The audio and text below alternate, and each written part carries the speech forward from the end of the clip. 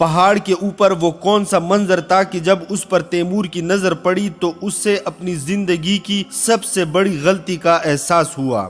قصہ اس لمحے کا جب تیمور کے سامنے دشمن اور اس کے اپنے سپاہی ایک ایسی دردناک موت مر رہے تھے جو اس سے پہلے تیمور نے کبھی نہ دیکھی تھی، تو اس نے اپنے اندر کے احساس کا امتحان لیا کہ کیا ایسی موت سے اس پر کوئی اثر ہوتا ہے یا نہیں، مگر اس کے احساسات میں کوئی ہلچل نہ ہوئی۔ تیمور کے ایک جانباز کراخان نے کون سا بہادری کا کارنامہ سر انجام دیا کہ تیمور نے اس سے وعدہ کیا کہ وہ اپنی بیٹی کا نکاح اس سے کرائے گا۔ تیمور کو جب کالے ناگ نے ڈس لیا تو اس کی کیا حالت ہوئی۔ قصہ اس وقت کا جب امیر تیمور نے ایک وسیع جنگل کو آگ لگائی تو اتنے خوفناک شعلے اٹھے کہ وہاں سے کوئی پرندہ بھی نہیں گزر سکتا تھا، اور اپنے بیٹے کے قاتل قبیلے بویر کے ساتھ امیر تیمور کی لڑائی کے واقعات اس ویڈیو میں پیش کیے جا رہے ہیں۔ اگر آپ صحیح معنوں میں داستان کے سیاق و سباق تک پہنچنا چاہتے ہیں تو ویڈیو مکمل سماعت کیجیے گا۔ ماوراؤں نہر سے نکلنے سے قبل ہی تیمور کو ایک حیرت انگیز خبر موصول ہوئی، چونکہ اس نے اپنے زیر نگین تمام ملکوں میں کبوتر خانے بنوائے ہوئے تھے، لہٰذا وہاں کی خبریں دوسری جگہوں سے اس تک پہنچ جاتی تھیں، بلکہ یہ کہا جا سکتا ہے کہ وہ اپنی مملکتوں میں ہونے والے واقعات سے روز بروز مطلع ہوتا رہتا۔ اس دن کبوتر کے ذریعے جو خبر تیمور کو موصول ہوئی وہ یہ تھی کہ اس کا بیٹا شیخ عمر فارس میں قتل ہو گیا ہے۔ تیمور اپنے بیٹے کے قتل کی خبر سن کر چونکا ضرور مگر غمگین نہ ہوا۔ اس جیسے شخص کے لیے موت اتنا معمولی واقعہ تھی کہ بیٹے کی موت کی خبر بھی اس کے لیے غیر معمولی نہ تھی، تاہم اسے کبوتر کے ذریعے بھیجے گئے خط کے مطابق فارس میں شیراز کے نزدیک ایک مرغزار ہے جسے دشت نرگس کے نام سے پکارا جاتا تھا۔ شیخ عمر اس جگہ شکار کی غرض سے گیا تھا اور کسی گروہ نے اس پر حملہ کر کے اسے موت کے گھاٹ اتار دیا تھا۔ اس کے قاتل فارس کے قبائل میں سے تھے، تاہم خط میں یہ واضح نہیں کیا گیا تھا کہ قاتلوں کا تعلق کس قبیلے سے تھا۔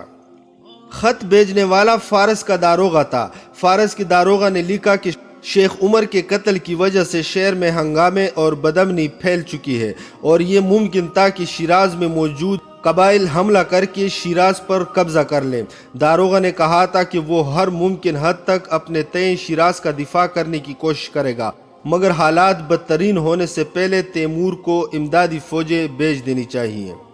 یوں ایک بار پھر تیمور کو غیر متوقع حالات کے سبب اپنے ارادوں کو تبدیل کرنا پڑا۔ اس سے احساس ہوا کہ ہندوستان سے زیادہ فارس جانا اس کے لیے ضروری ہے۔ اگر تیمور رے اور اصفہان کے راستے فارس جاتا تو اس سے طویل سفر طے کرنا پڑتا۔ اگر وہ خراسان اور یزد کی جانب سے فارس جاتا تو بہت جلد فارس پہنچ سکتا تھا، مگر اس راستے سے جانے کا مطلب تھا ایسے راستے کا انتخاب کرنا جو گھڑ سوار فوج کے لیے انتہائی کٹھن ثابت ہو سکتا تھا، کیونکہ اس راستے میں پانی کی قلت تھی۔ تیمور نے اپنے بیٹے میران شاہ کو، جسے اس نے قبل ازیں فارس سے واپس بلا کر اس کی جگہ شیخ عمر کو فارس کا نظم و نسق سونپا تھا، ماوراؤں نہر میں اپنا جانشین مقرر کیا اور خود 70,000 گھڑ سوار فوج کے ساتھ فارس کی طرف روانہ ہو گیا۔ ماوراؤں نہر سے نکل کر خراسان سے گزرتے ہوئے وہ ایک بار پھر بشرویا نامی آبادی سے گزرے، جہاں کے سارے باشندے عالم اور عارف تھے، تاہم اس بار تیمور کے پاس اتنا وقت نہیں تھا کہ وہ شہر کے باشندوں سے گفتگو کر سکتا، جو سب کے سب حتیٰ کہ معمولی کوڑا کرکٹ اٹھانے والے سے لے کر امام مسجد تک سب اہل علم تھے۔ تیمور کو جلد از جلد فارس پہنچ کر اپنے بیٹے کے قتل کا بدلہ لینا تھا اور فارس میں بگڑتی صورتحال پر قابو پانا تھا۔ بشرویا سے گزر کر تیمور برجند کی طرف جانے کے بجائے رباط خان نامی علاقے کی طرف مڑ گیا۔ یہ اس راستے کا وہ آخری مقام تھا جہاں پانی وافر مقدار میں دستیاب تھا۔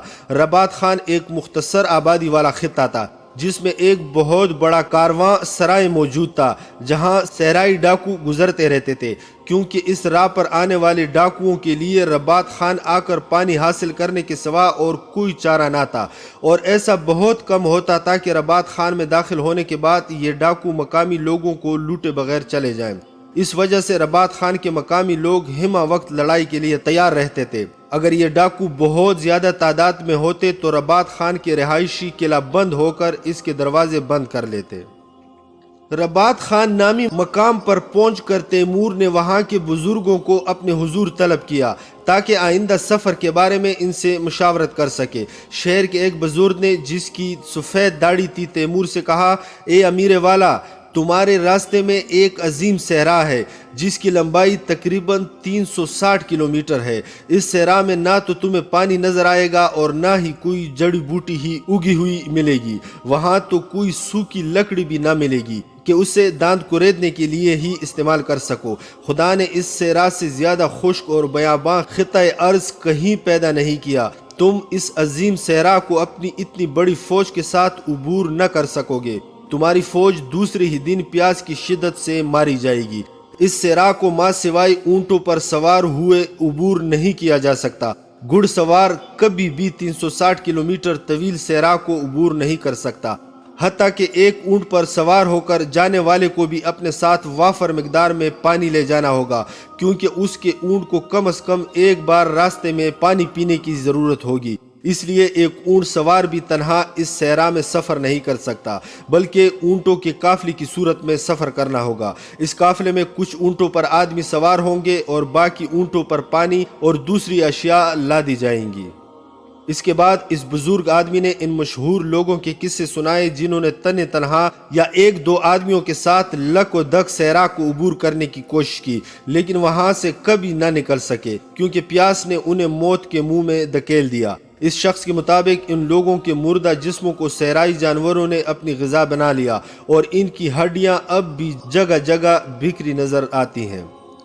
तैमूर ने ये सब सुनकर कहा, मैं एक बार खुरासान से जाबुलिस्तान और एक बार फारस से जाबुलिस्तान तक का सफ़र कर चुका हूँ और इस दौरान मैंने बेआब व गयार रेगिस्तानों को उबूर किया है। शहर का मुमताज़ बुजुर्ग कहने लगा, जिस रेगिस्तान को तुमने उबूर किया है इसमें थोड़ा बहुत पानी मिलता है, ख़ास तौर पर मौसम बहार में, मगर जो सहरा तुम्हारे रास्ते में है वहाँ पानी का एक कतरा भी दस्तयाब नहीं।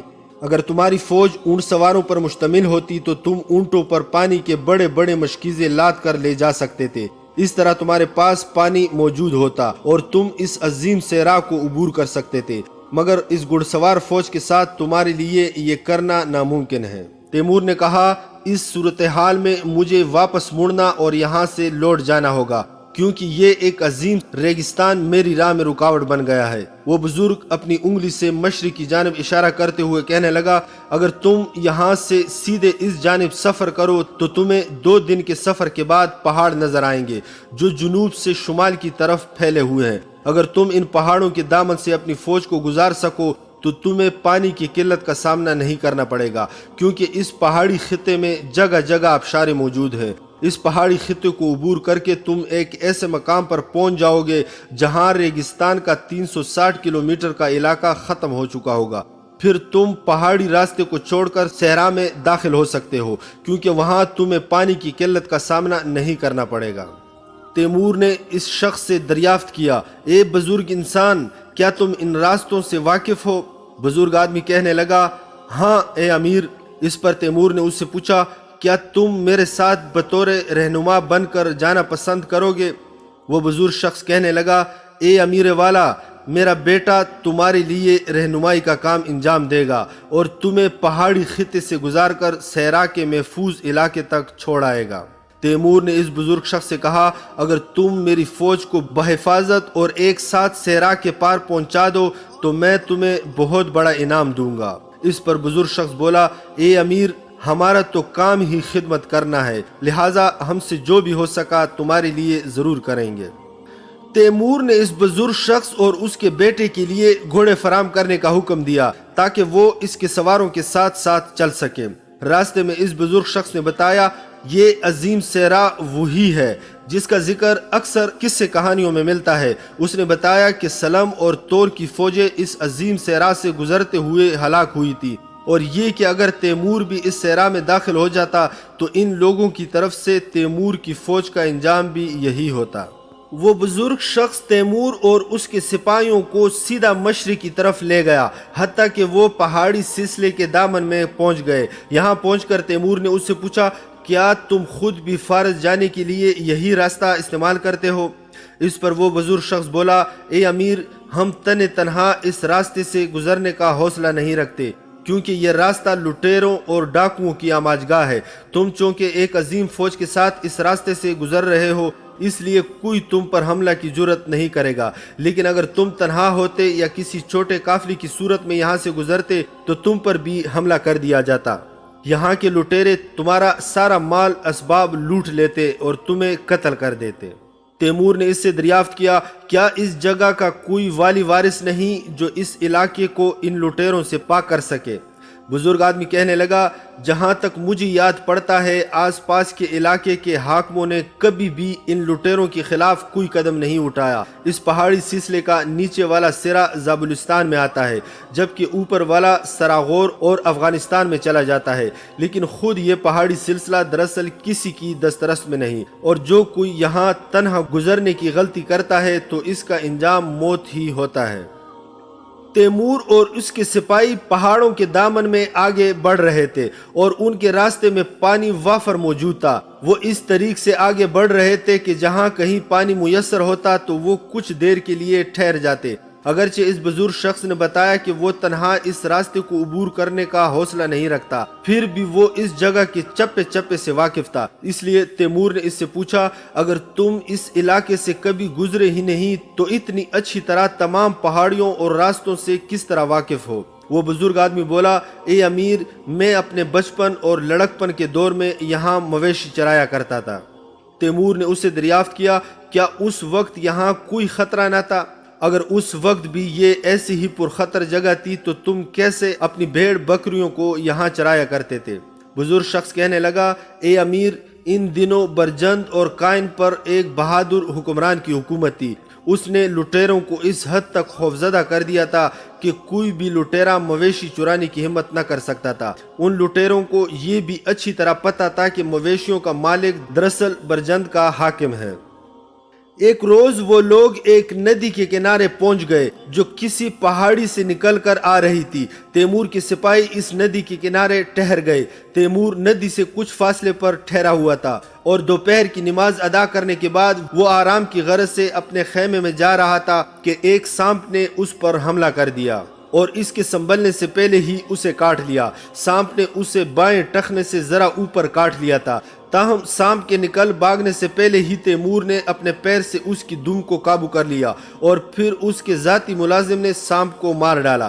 جب سانپ نے تیمور کو کاٹا تو اسے بس اتنی ہی تکلیف ہوئی تھی جیسے پاؤں میں کانٹا چبھنے سے ہوا کرتی ہے۔ سانپ کے کاٹنے کی تکلیف ان زخموں کے مقابلے میں کچھ بھی نہ تھی جو تیمور نے مختلف جنگوں کے درمیان اپنے جسم کے مختلف حصوں میں کائے تھے۔ پھر بھی اس نے جلدی سے سفری رہنما بزرگ شخص کو بلوایا اور اس سے سانپ کی لاش دکھاتے ہوئے کہا، اس جانور نے مجھے کاٹ لیا ہے، آیا اس کا زہر خطرناک ہے؟ بزرگ آدمی نے سانپ کو دیکھا تو اس کی آنکھیں پھیل گئی اور وہ خوفزدہ انداز میں بولا، یہ تو کالا ناگ ہے، یہ جس کسی کو کاٹ لے تو اس کی موت یقینی ہوتی ہے، بجز اس کے کہ اس کے کاٹے کی جگہ میں سوراخ کر کے فوراً زہر کو چوس کر نکال دیا جائے۔ تیمور بولا، اس کا مطلب یہ ہے کہ میری موت کا وقت آ پہنچا ہے اور میں یہیں مارا جاؤں گا۔ بزرگ شخص نے اچانک چیخ و پکار شروع کر دی، جلدی کرو، ایک رسی لاؤ۔ تیمور کے آدمی فوراً ایک رسی لے آئے اور اس بزرگ شخص نے تیمور کی بائیں پنڈلی کو مضبوطی سے رسی میں جکڑ دیا اور بولا، میں نے تمہاری ٹانگ کو اس لیے رسی سے باندھ دیا ہے تاکہ سانپ کا زہر تمہارے دل تک نہ پہنچ پائے۔ پھر اس نے تیمور کا خنجر لیا اور سانپ کے کاٹے کی جگہ میں ایک سوراخ بنا دیا اور پھر اپنا منہ اس سوراخ پر رکھ کر چوسنے لگا۔ تھوڑی دیر کے بعد وہ اپنے منہ میں جمع ہونے والے خون کو تھوک دیتا۔ تیمور نے اس سے پوچھا، تم ایسا کیوں کر رہے ہو؟ وہ کہنے لگا، تمہارے جسم سے زہر نکالنے کے لیے میں ایسا کر رہا ہوں۔ وہ بزرگ شخص دوپہر سے لے کر نماز عصر تک سانپ کے ڈسنے کی جگہ کو یوں ہی چوستا اور اپنے منہ سے خون تھوکتا رہا۔ جلد ہی تیمور کو محسوس ہوا کہ اس سے بخار ہو رہا ہے، چنانچہ اس نے بزرگ شخص سے پوچھا، کیا سانپ کے ڈس سے شخص کو بخار ہو جاتا ہے؟ وہ بزرگ شخص بولا، ہاں اے امیر، اور اس بخار کی حالت میں اس کی موت واقع ہو جاتی ہے۔ تیمور نے کہا مجھے موت کا کوئی خوف نہیں، میں نے اپنی ساری زندگی میں مسلسل موت کا سامنا کیا ہے۔ بزرگ شخص کہنے لگا چونکہ میں نے تمہاری ٹانگ پر رسی باندھ دی تھی لہٰذا اس نے زہر کو تمہارے دل تک پہنچنے نہیں دیا، پھر چونکہ میں نے سانپ کے کانٹے کی جگہ پر سوراخ کر کے زہر چوس کر نکال دیا ہے لہٰذا امید ہے کہ تم نہیں مرو گے، البتہ تمہیں مکمل صحتیابی تک یہیں رکنا پڑے گا۔ پھر کچھ توقف کے بعد اس بزرگ شخص نے کہا آج جب میں نے تمہارے خیمے میں آ کر اس کالے ناگ کو دیکھا تو مجھے بڑی حیرانی ہوئی تھی، کیونکہ عام طور پر سانپ اس گرم موسم میں اپنے بل سے باہر نہیں نکلتا۔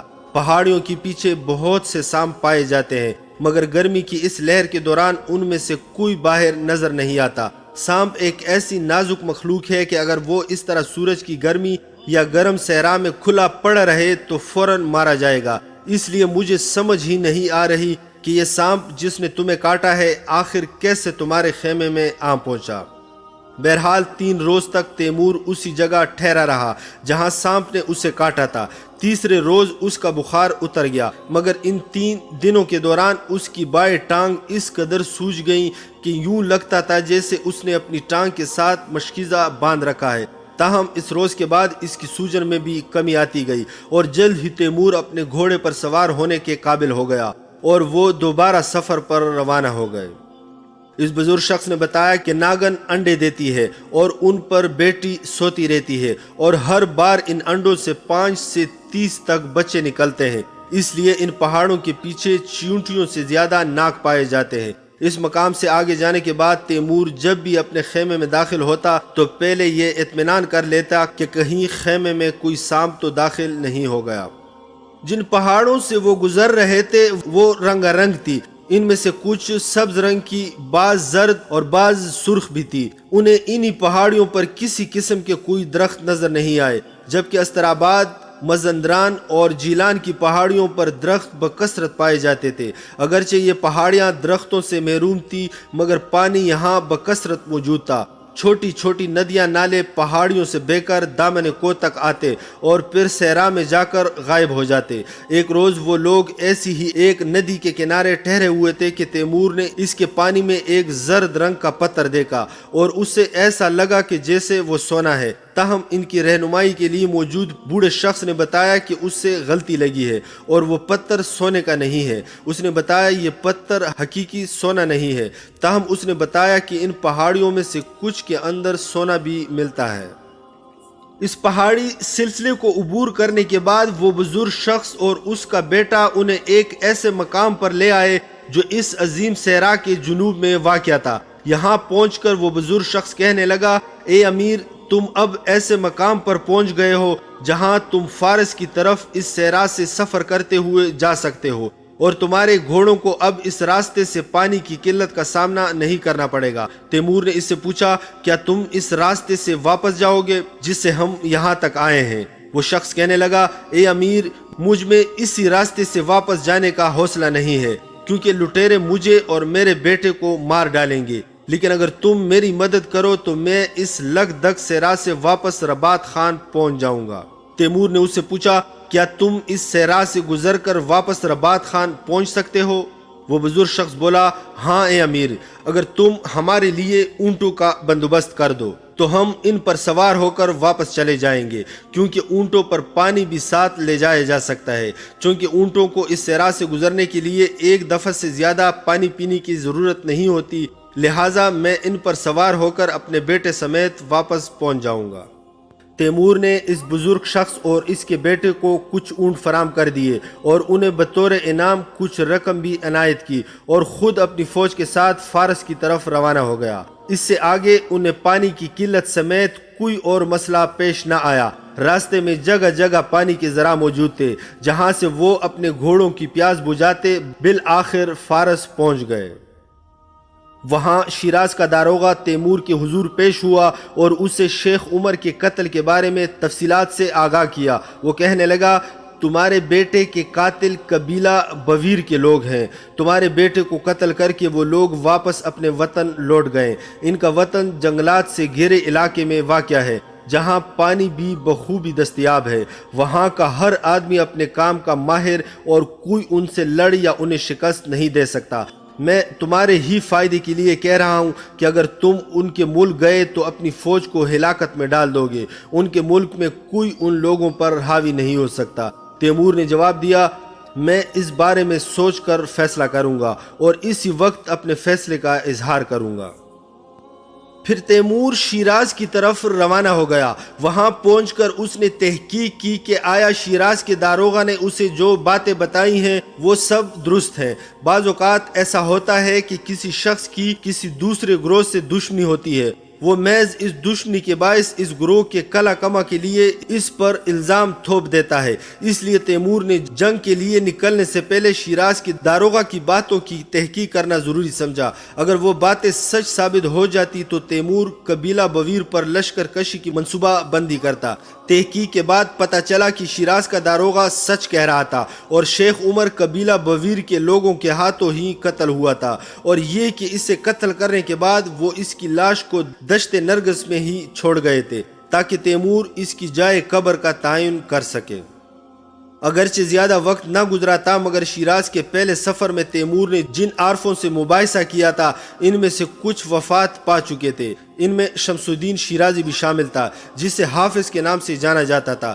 صباح الدین یوسف اور سنبلی بھی فوت ہو چکا تھا، لیکن شیخ حسن بن قرابت اور زکریا فارسی اس وقت بھی زندہ تھے اور وہ تیمور سے ملنے کے لیے آئے تھے۔ تیمور نے انہیں سونے کے سکے دے کر رخصت کیا، تاہم اس بار تیمور کے پاس اتنا وقت نہ تھا کہ وہ ایک بار پھر تمام عارفوں اور زائدوں کو جمع کر کے مباحثہ کرتا۔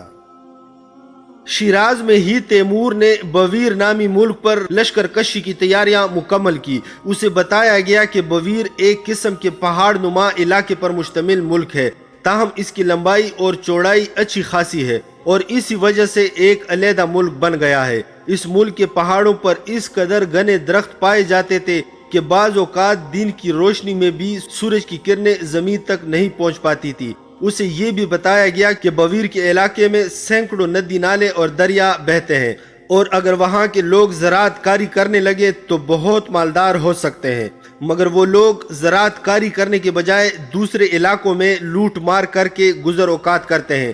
تیمور کا بیٹا شیخ عمر بھی ان کی ایسی ہی لوٹ مار کی واردات کی بھینٹ چڑھ گیا تھا۔ بویر نامی کے لوگ اس کا سارا مال لوٹنا چاہتے تھے، مگر چونکہ وہ ایسا آدمی نہ تھا جو ان کے سامنے سر تسلیم خم کر دیتا، لہٰذا مقابلہ کرتے ہوئے مارا گیا۔ تیمور کو یہ بھی بتایا گیا کہ بویر کے خطے میں داخل ہونے کے صرف 2 راستے موجود ہیں اور اسے انہی میں سے ایک کا انتخاب کرنا ہوگا۔ چونکہ بویر کا سارا خطہ پہاڑی علاقے پر واقع ہے، لہٰذا یہ دونوں راستے بھی پہاڑیوں پر مشتمل اور دشوار گزار ہیں۔ اگر قبیلہ بویر کے توڑے افراد بھی ان راستوں کو قبضہ میں لے لیں تو بڑی سے بڑی فوج بھی وہاں سے گزر کر انہیں شکست نہیں دے سکتی۔ تیمور نے اس کے بعد جتنی بھی لوگوں سے مشورہ کیا تو انہوں نے اسے یہی مشورہ دیا کہ اپنی فوج کو بویر لے جا کر ہلاکت میں نہ ڈالے۔ بویر میں داخل ہونا انتہائی دشوار ہے اور وہاں پر کامیابی حاصل کرنا تقریباً ناممکن ہے۔ یہی وجہ تھی کہ تیمور نے وہاں داخل ہونے کے لیے ایک خاص حکمت عملی ترتیب دی، وہ یہ کہ اس نے اپنے سپاہیوں اور شیراز کے چند معزز لوگوں کے ذریعے یہ مشہور کرا دیا کہ وہ اپنے خزانے کی رقم اور جواہرات اصفہان بھیجنا چاہتا ہے اور خود کچھ عرصہ فارس میں قیام کرنے کا ارادہ رکھتا ہے۔ یہ خبر کچھ اس انداز سے پھیلائی گئی کہ خود تیمور کے سپاہی بھی اسے صحیح سمجھ بیٹھے۔ دراصل چند قریبی افسروں کے سوا اس منصوبہ بندی کا کسی کو علم نہ تھا۔ اس کے بعد تیمور نے 500 گھڑ سواروں اور اونٹوں پر مشتمل ایک قافلہ تیار کروایا اور اس کا راستہ کچھ اس طرح متعین کیا کہ وہ قبیلہ بویر کے علاقے کے پاس سے گزرے تاکہ اس قبیلے کے لٹیرے اس پر بآسانی ہاتھ ڈال سکیں۔ اس قافلے کے ساتھ تیمور نے کچھ حفاظتی سپاہی بھی بھیج دیے تاکہ بویر کے لوگوں کو اس بات کا شک نہ ہو کہ آخر مال و اسباب سے لدے اس قافلے کے ساتھ حفاظتی دستے کیوں نہیں ہیں۔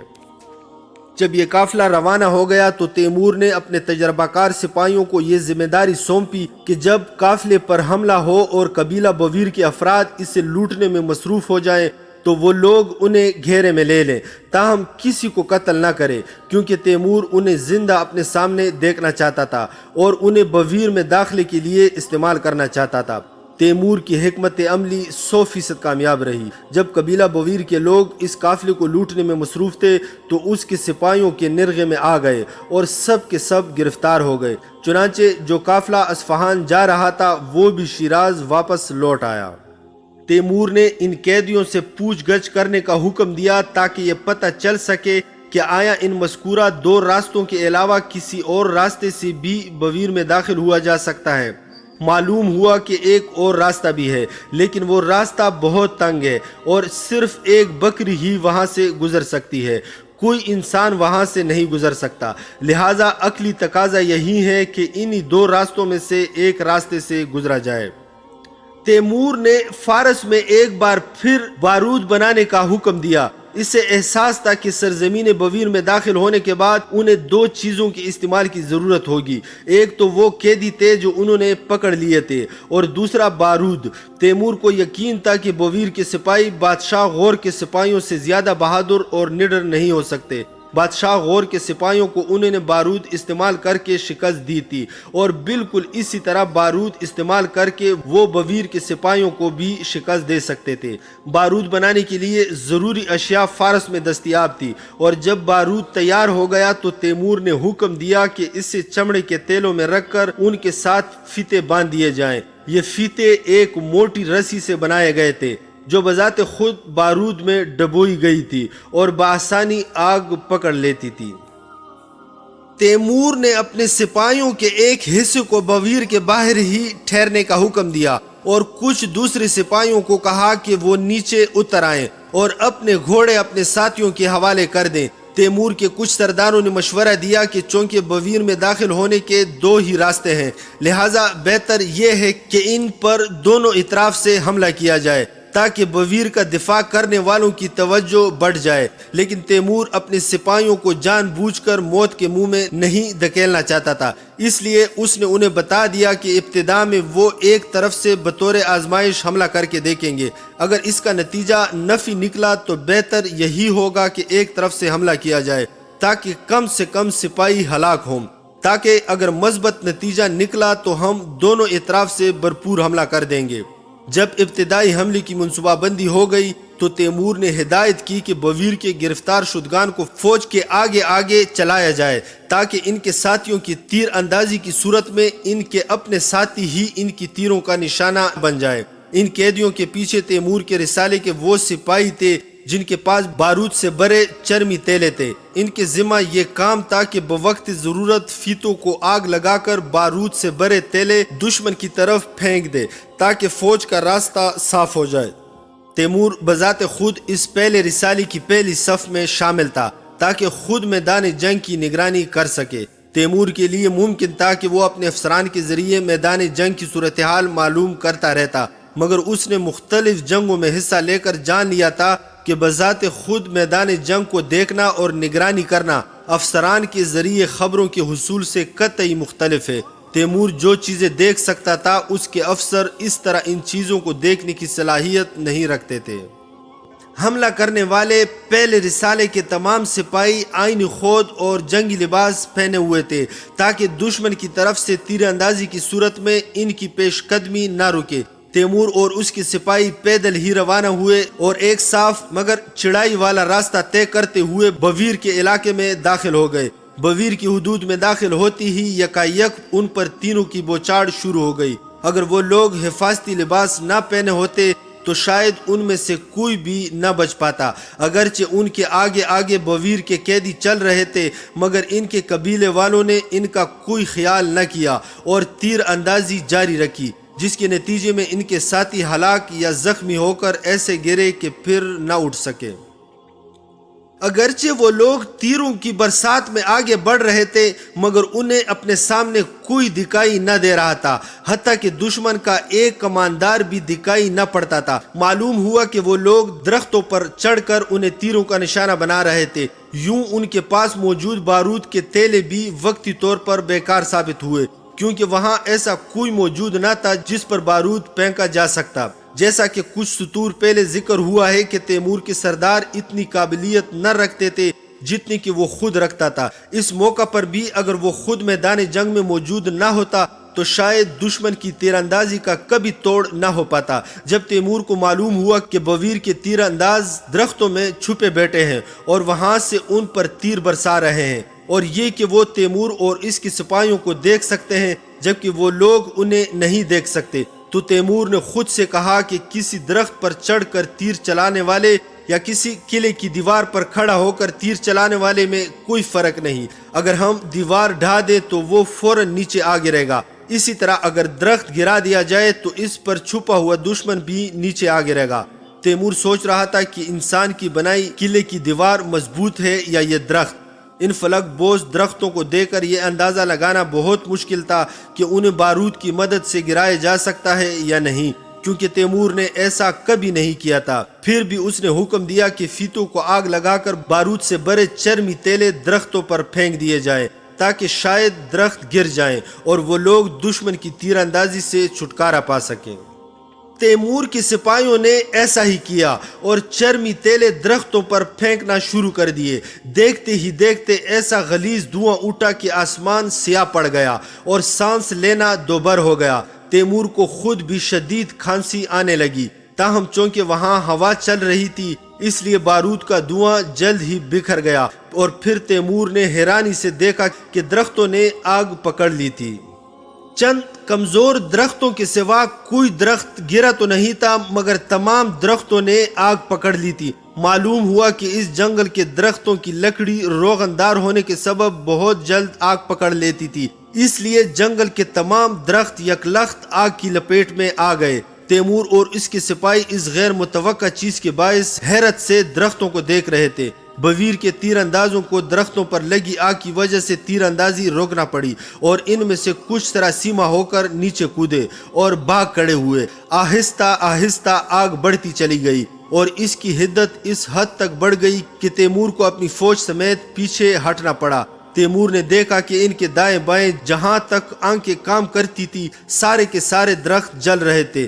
درختوں کے عین وسط میں آگ کے شعلے 100 فٹ بلندی کو چھو رہے تھے۔ اس خوفزدہ کر دینے والی آگ نے ایسا غلیظ دھواں اگلا کہ اس سے سورج چھپ گیا اور ہر طرف اندھیرا چھا گیا۔ اس روز گویا تیمور نے جہنم کی آگ کا جیتے جی نظارہ کر لیا تھا، حتیٰ کہ ایک پرندہ بھی وہاں سے اڑ کر نہیں جا سکتا تھا۔ انسان تو رہا ایک طرف، اس جہنم کی آگ کو بجھانا کسی کے بس کی بات نہ تھی۔ اس آگ کے باعث لڑائی رک گئی تھی۔ اگرچہ اس حیرت انگیز آگ نے تیمور کو ششدر کر دیا تھا، تاہم اس نے اس سے یہ سبق حاصل کیا کہ اگر راستے میں ایسا جنگل ہو جس کے درختوں کی لکڑی روغن والی ہو تو اسے بآسانی آگ لگا کر راستہ صاف کیا جا سکتا ہے۔ اس جنگل میں خواہ دشمن کے لاکھوں جنگجو چھپے بیٹھے ہوتے تو ان کے پاس آگ لگنے کی صورت میں اس کے سوا اور کوئی راستہ نہ تھا کہ وہاں سے بھاگ کھڑے ہوتے یا پھر وہیں کھڑے رہتے اور خود کو آگ میں جلنے دیتے۔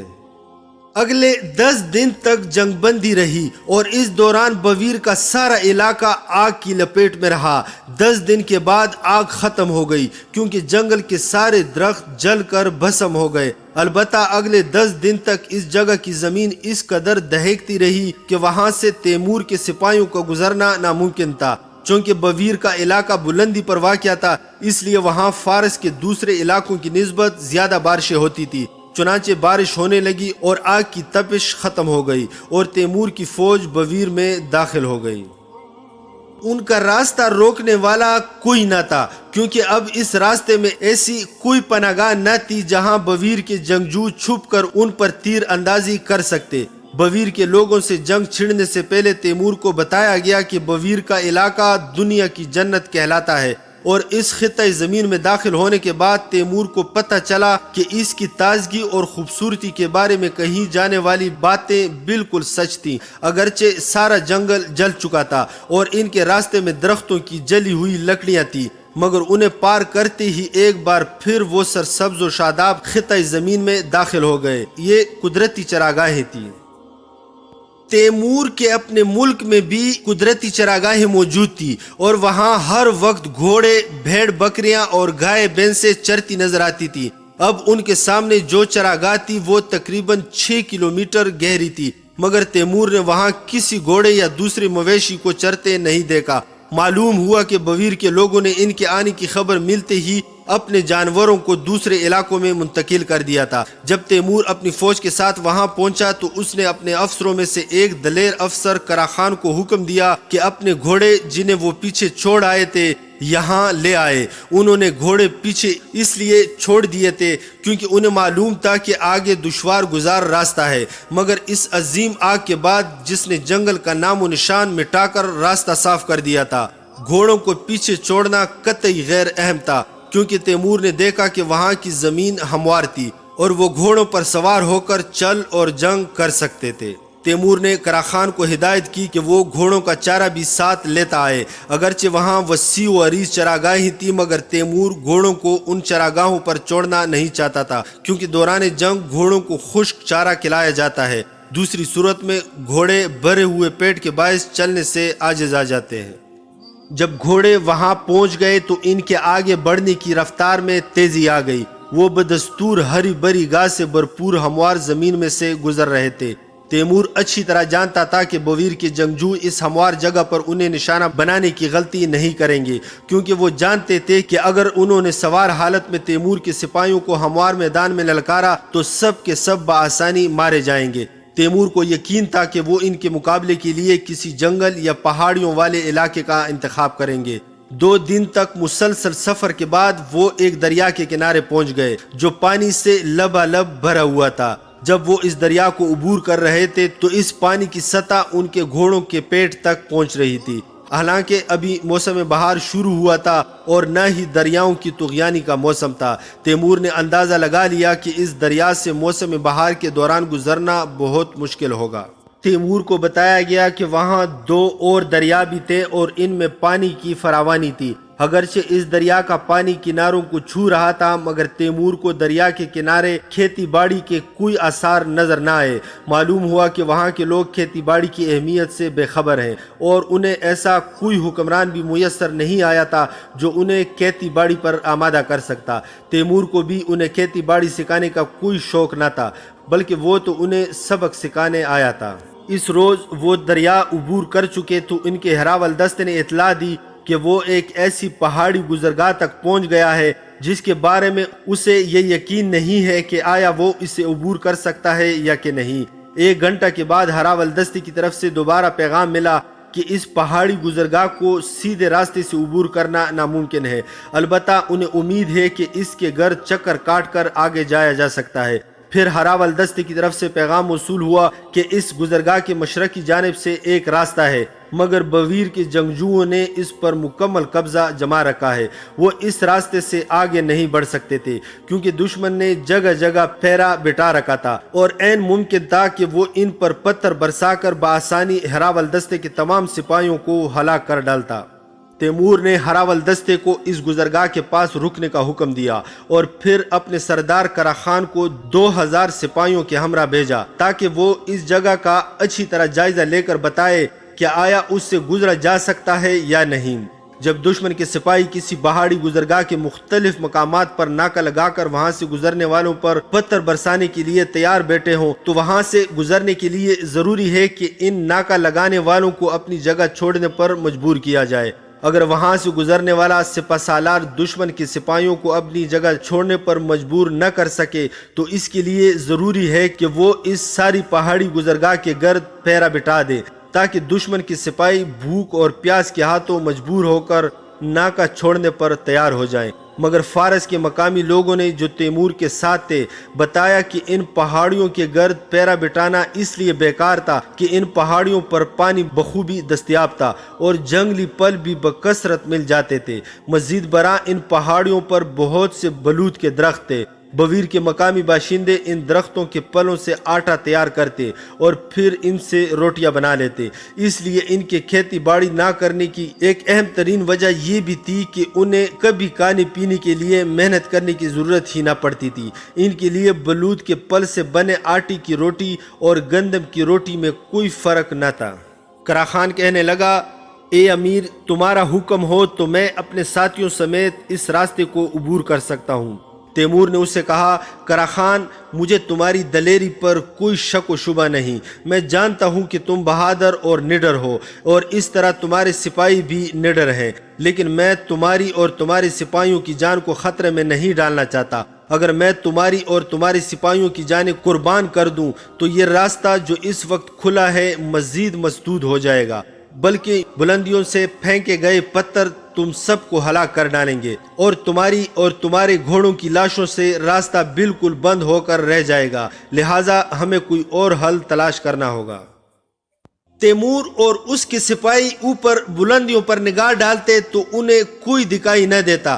بویر کے جنگجوؤں نے بڑے بڑے پتھروں کے درمیان پناہ لے رکھی تھی اور تیمور جانتا تھا کہ وہ پتھر پھینکنے کے لیے بالکل تیار بیٹھے ہیں۔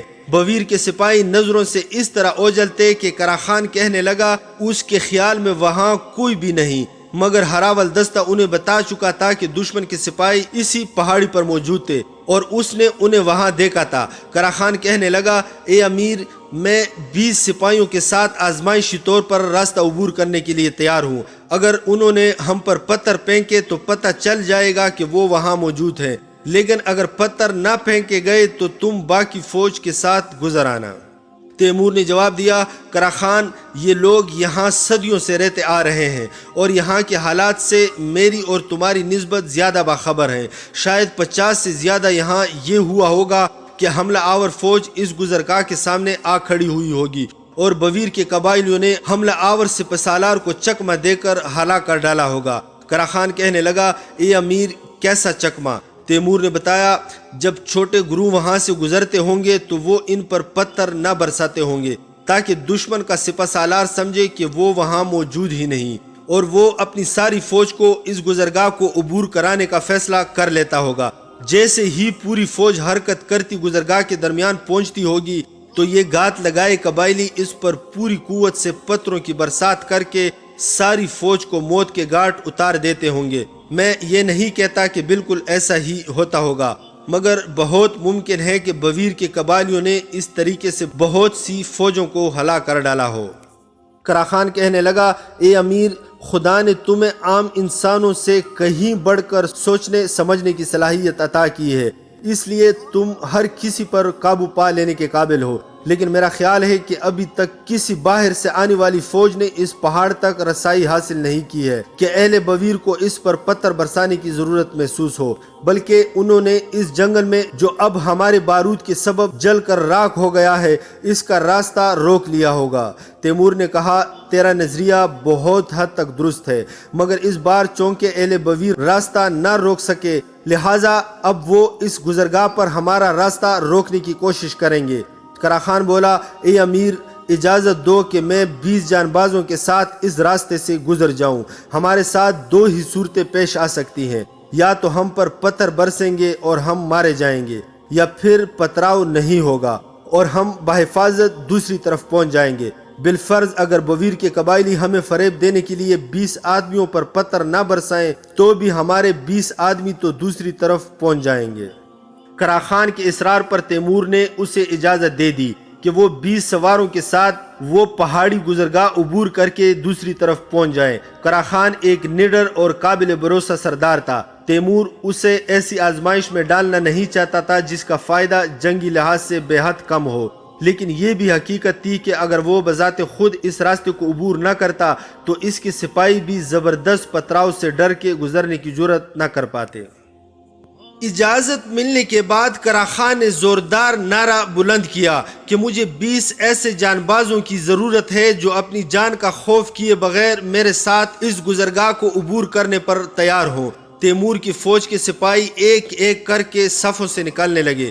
جب ان کی تعداد 20 ہو گئی تو کرا خان نے باقی سپاہیوں کو آگے آنے سے روک دیا اور پھر ان 20 جان بازوں کو مخاطب کر کے کہنے لگا تمہارے گھوڑے جتنا تیز دوڑ سکتے ہو دوڑاؤ اور گزرگاہ کو عبور کر جاؤ۔ یہ کہتے ہی اس نے خود اپنے گھوڑے کو ایڑ لگا دی اور اس کے 20 جان باز ساتھیوں نے بھی ایسا ہی کیا۔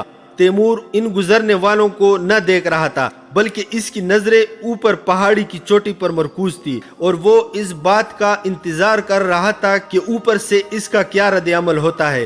کرا خان سب سے آگے گھوڑا دوڑاتے ہوئے کسی آندھی کی طرح گزرگاہ عبور کر گیا اور اس کے پیچھے 16 سوار بھی وہ راستہ طے کر گئے۔ وہ لوگ 4 کی ٹولیوں میں حرکت کر رہے تھے۔ جب آخری ٹولی وہاں سے گزرنے لگی تو تیمور کو پہاڑوں پر پتھروں کے لڑکنے کی گڑگڑاہٹ سنائی دی۔ پہاڑی کا وہ راستہ عمودی نہ تھا بلکہ ڈھلوان کی صورت میں تھا اور اس پر سے بڑے بڑے پتھر لڑکتے ہوئے نیچے آ رہے تھے۔ اگر تیمور اپنی آواز ان 4 سپاہیوں تک پہنچا سکتا تو ضرور چیخ کر انہیں خبردار کر دیتا کہ اپنی لگامیں کھینچ کر رک جاؤ، مگر پتھروں کی گڑگڑاہٹ کی آواز میں کوئی اور آواز ان تک نہ پہنچ سکتی تھی، لہٰذا وہ چاروں ان کی نظروں کے سامنے باری برکم پتھروں کے نیچے کچل کر مارے گئے۔ بہرحال اس سے یہ بات ثابت ہو گئی کہ بویر کے سپاہی پہاڑی کے اوپر موجود ہے اور ہراول دستے نے ان کی موجودگی کی درست اطلاع دی تھی۔ دوسرا یہ کہ بویر کے قبائلی اتنے زیرک اور چالاک نہیں جتنا کہ تیمور انہیں سمجھ رہا تھا، کیونکہ اگر وہ ان کی جگہ ہوتا تو ان 20 سپاہیوں کو بحفاظت گزر جانے دیتا اور جب پوری فوج وہاں سے گزرنے لگتی تو بھرپور پتھر برسا کر انہیں غفلت میں ہلاک کر ڈالتا۔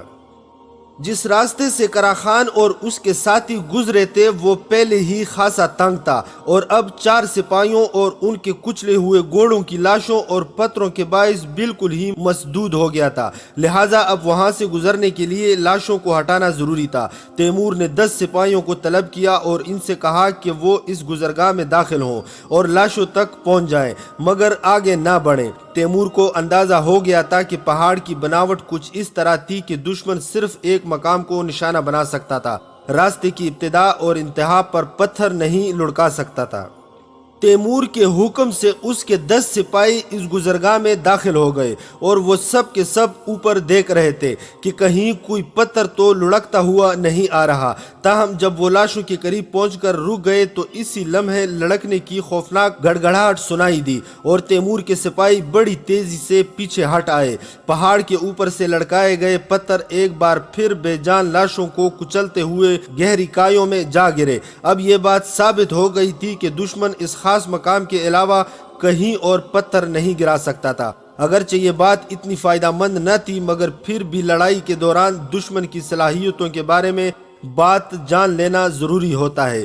تیمور کو یہ فکر لاحق تھی کہ اپنی فوج کو وہاں سے کیسے گزارے اور اس سے اس پتھروں کے عذاب سے بچا کر کیسے آگے لے جائے کہ اچانک اس کی نظر پہاڑ کی بلندی پر پڑی اور اس نے دیکھا کہ کوئی شخص وہاں سے اشارے کر رہا ہے۔ تیمور کو یہ دیکھ کر سخت تعجب ہوا کہ وہ شخص کرا خان تھا۔ جب کرا خان نے یہ دیکھا کہ تیمور کی توجہ اس کی جانب مبذول ہو گئی ہے تو وہ اپنے دائیں طرف اشارہ کرنے لگا اور بار بار ہونٹوں پر انگلی بھی رکھنے لگا۔ تیمور سمجھ گیا تھا کہ اس کا مطلب یہ ہے کہ دشمن اس کی دائیں جانب ہے، اس لیے وہ پکار نہیں سکتا۔ تیمور کو بھی اس لیے وہ چپ رہنے کا اشارہ کر رہا تھا تاکہ وہ بھی اس سے نہ پکارے، ورنہ دشمن کو اس کی موجودگی کا پتہ چل سکتا تھا۔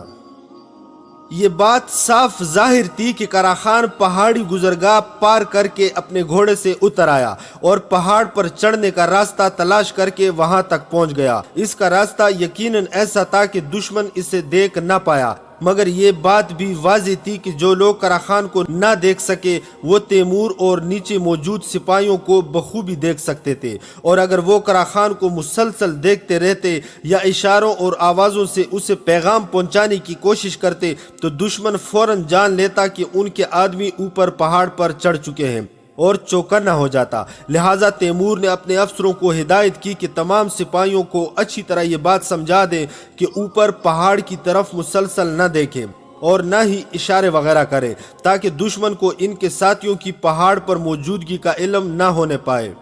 کرا خان کے ساتھ چند اور لوگ بھی دکھائی دیے۔ یہ وہی جان باز سپاہی تھے جو کرا خان کے پیچھے راستہ عبور کرنے میں کامیاب ہو گئے تھے۔ کرا خان نے اس بار اپنے بائیں طرف اشارہ کیا جس کا مطلب تھا کہ اس طرف سے اس تک پہنچا جا سکتا ہے۔ تیمور کو اندازہ تھا کہ وہ دشمن کی نگاہوں میں ہے، لہٰذا تیمور نے ایک سردار سے کہا کہ وہ جائے اور یہ سمجھنے کی کوشش کرے کہ کرا خان کیا کہہ رہا ہے۔ اگر اس کی بات سمجھ نہ آئے تو ایک باریک سی رسی تیر کے ساتھ باندھ کر کرا خان کی طرف بھیج دے، تاہم اس رسی کا دوسرا سرا ایک موٹی رسی کے ساتھ بندھا ہوا ہونا چاہیے۔ کرا خان سمجھ جائے گا کہ رسی کی مدد سے آدمی اس تک بھیجنا چاہتے ہیں۔ تاکہ اس کا پیغام سمجھ سکے۔ چنانچہ قرا خان کے آدمیوں اور تیمور کے درمیان رابطہ قائم ہو گیا۔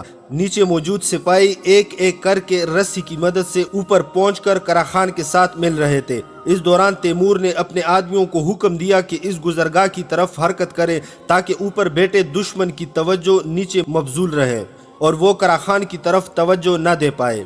اس طرح تقریباً 500 سپاہی رسی کی مدد سے پہاڑ پر چڑھ کر قرا خان سے جا ملے۔ تیمور نے حکم دیا کہ اوپر جانے والوں کے ساتھ تیر اور فلاخن یعنی غلیل نما آلہ جس کی مدد سے پتھر دور دور تک پھینکے جا سکتے ہیں کہ گولے بھی بھیج دیے۔ اگرچہ پہاڑ کے اوپر پتھر کافی تعداد میں موجود تھے مگر ممکن تھا کہ تیمور کے آدمیوں کو وہاں گولے بنانے کا وقت نہ ملتا۔ تیمور نے اوپر پہنچنے والے سپاہیوں کی قیادت قرا خان کو سونپ دی اور اس سے ہدایت کی کہ اوپر موجود دشمن پر حملہ کر کے ان کا شیرازہ بکھیر دے۔ جب قرا خان اور اس کے ساتھیوں نے دشمن پر حملہ کیا تو تیمور انہیں دیکھ نہ سکتا تھا مگر لڑنے والوں کی آوازیں پہاڑی کے اوپر سے صاف سنائی دے رہی تھی۔ بعض اوقات کوئی خوفناک چیخ ابھرتی اور یہ اس شخص کی آواز ہوتی جو زخم کھا کر پہاڑ سے نیچے آ گرتا اور دوبارہ چیخنے کے قابل نہ رہتا۔ ان گرنے والوں میں سے کچھ تیمور کے سپاہی اور کچھ بویر کے قبائلی تھے۔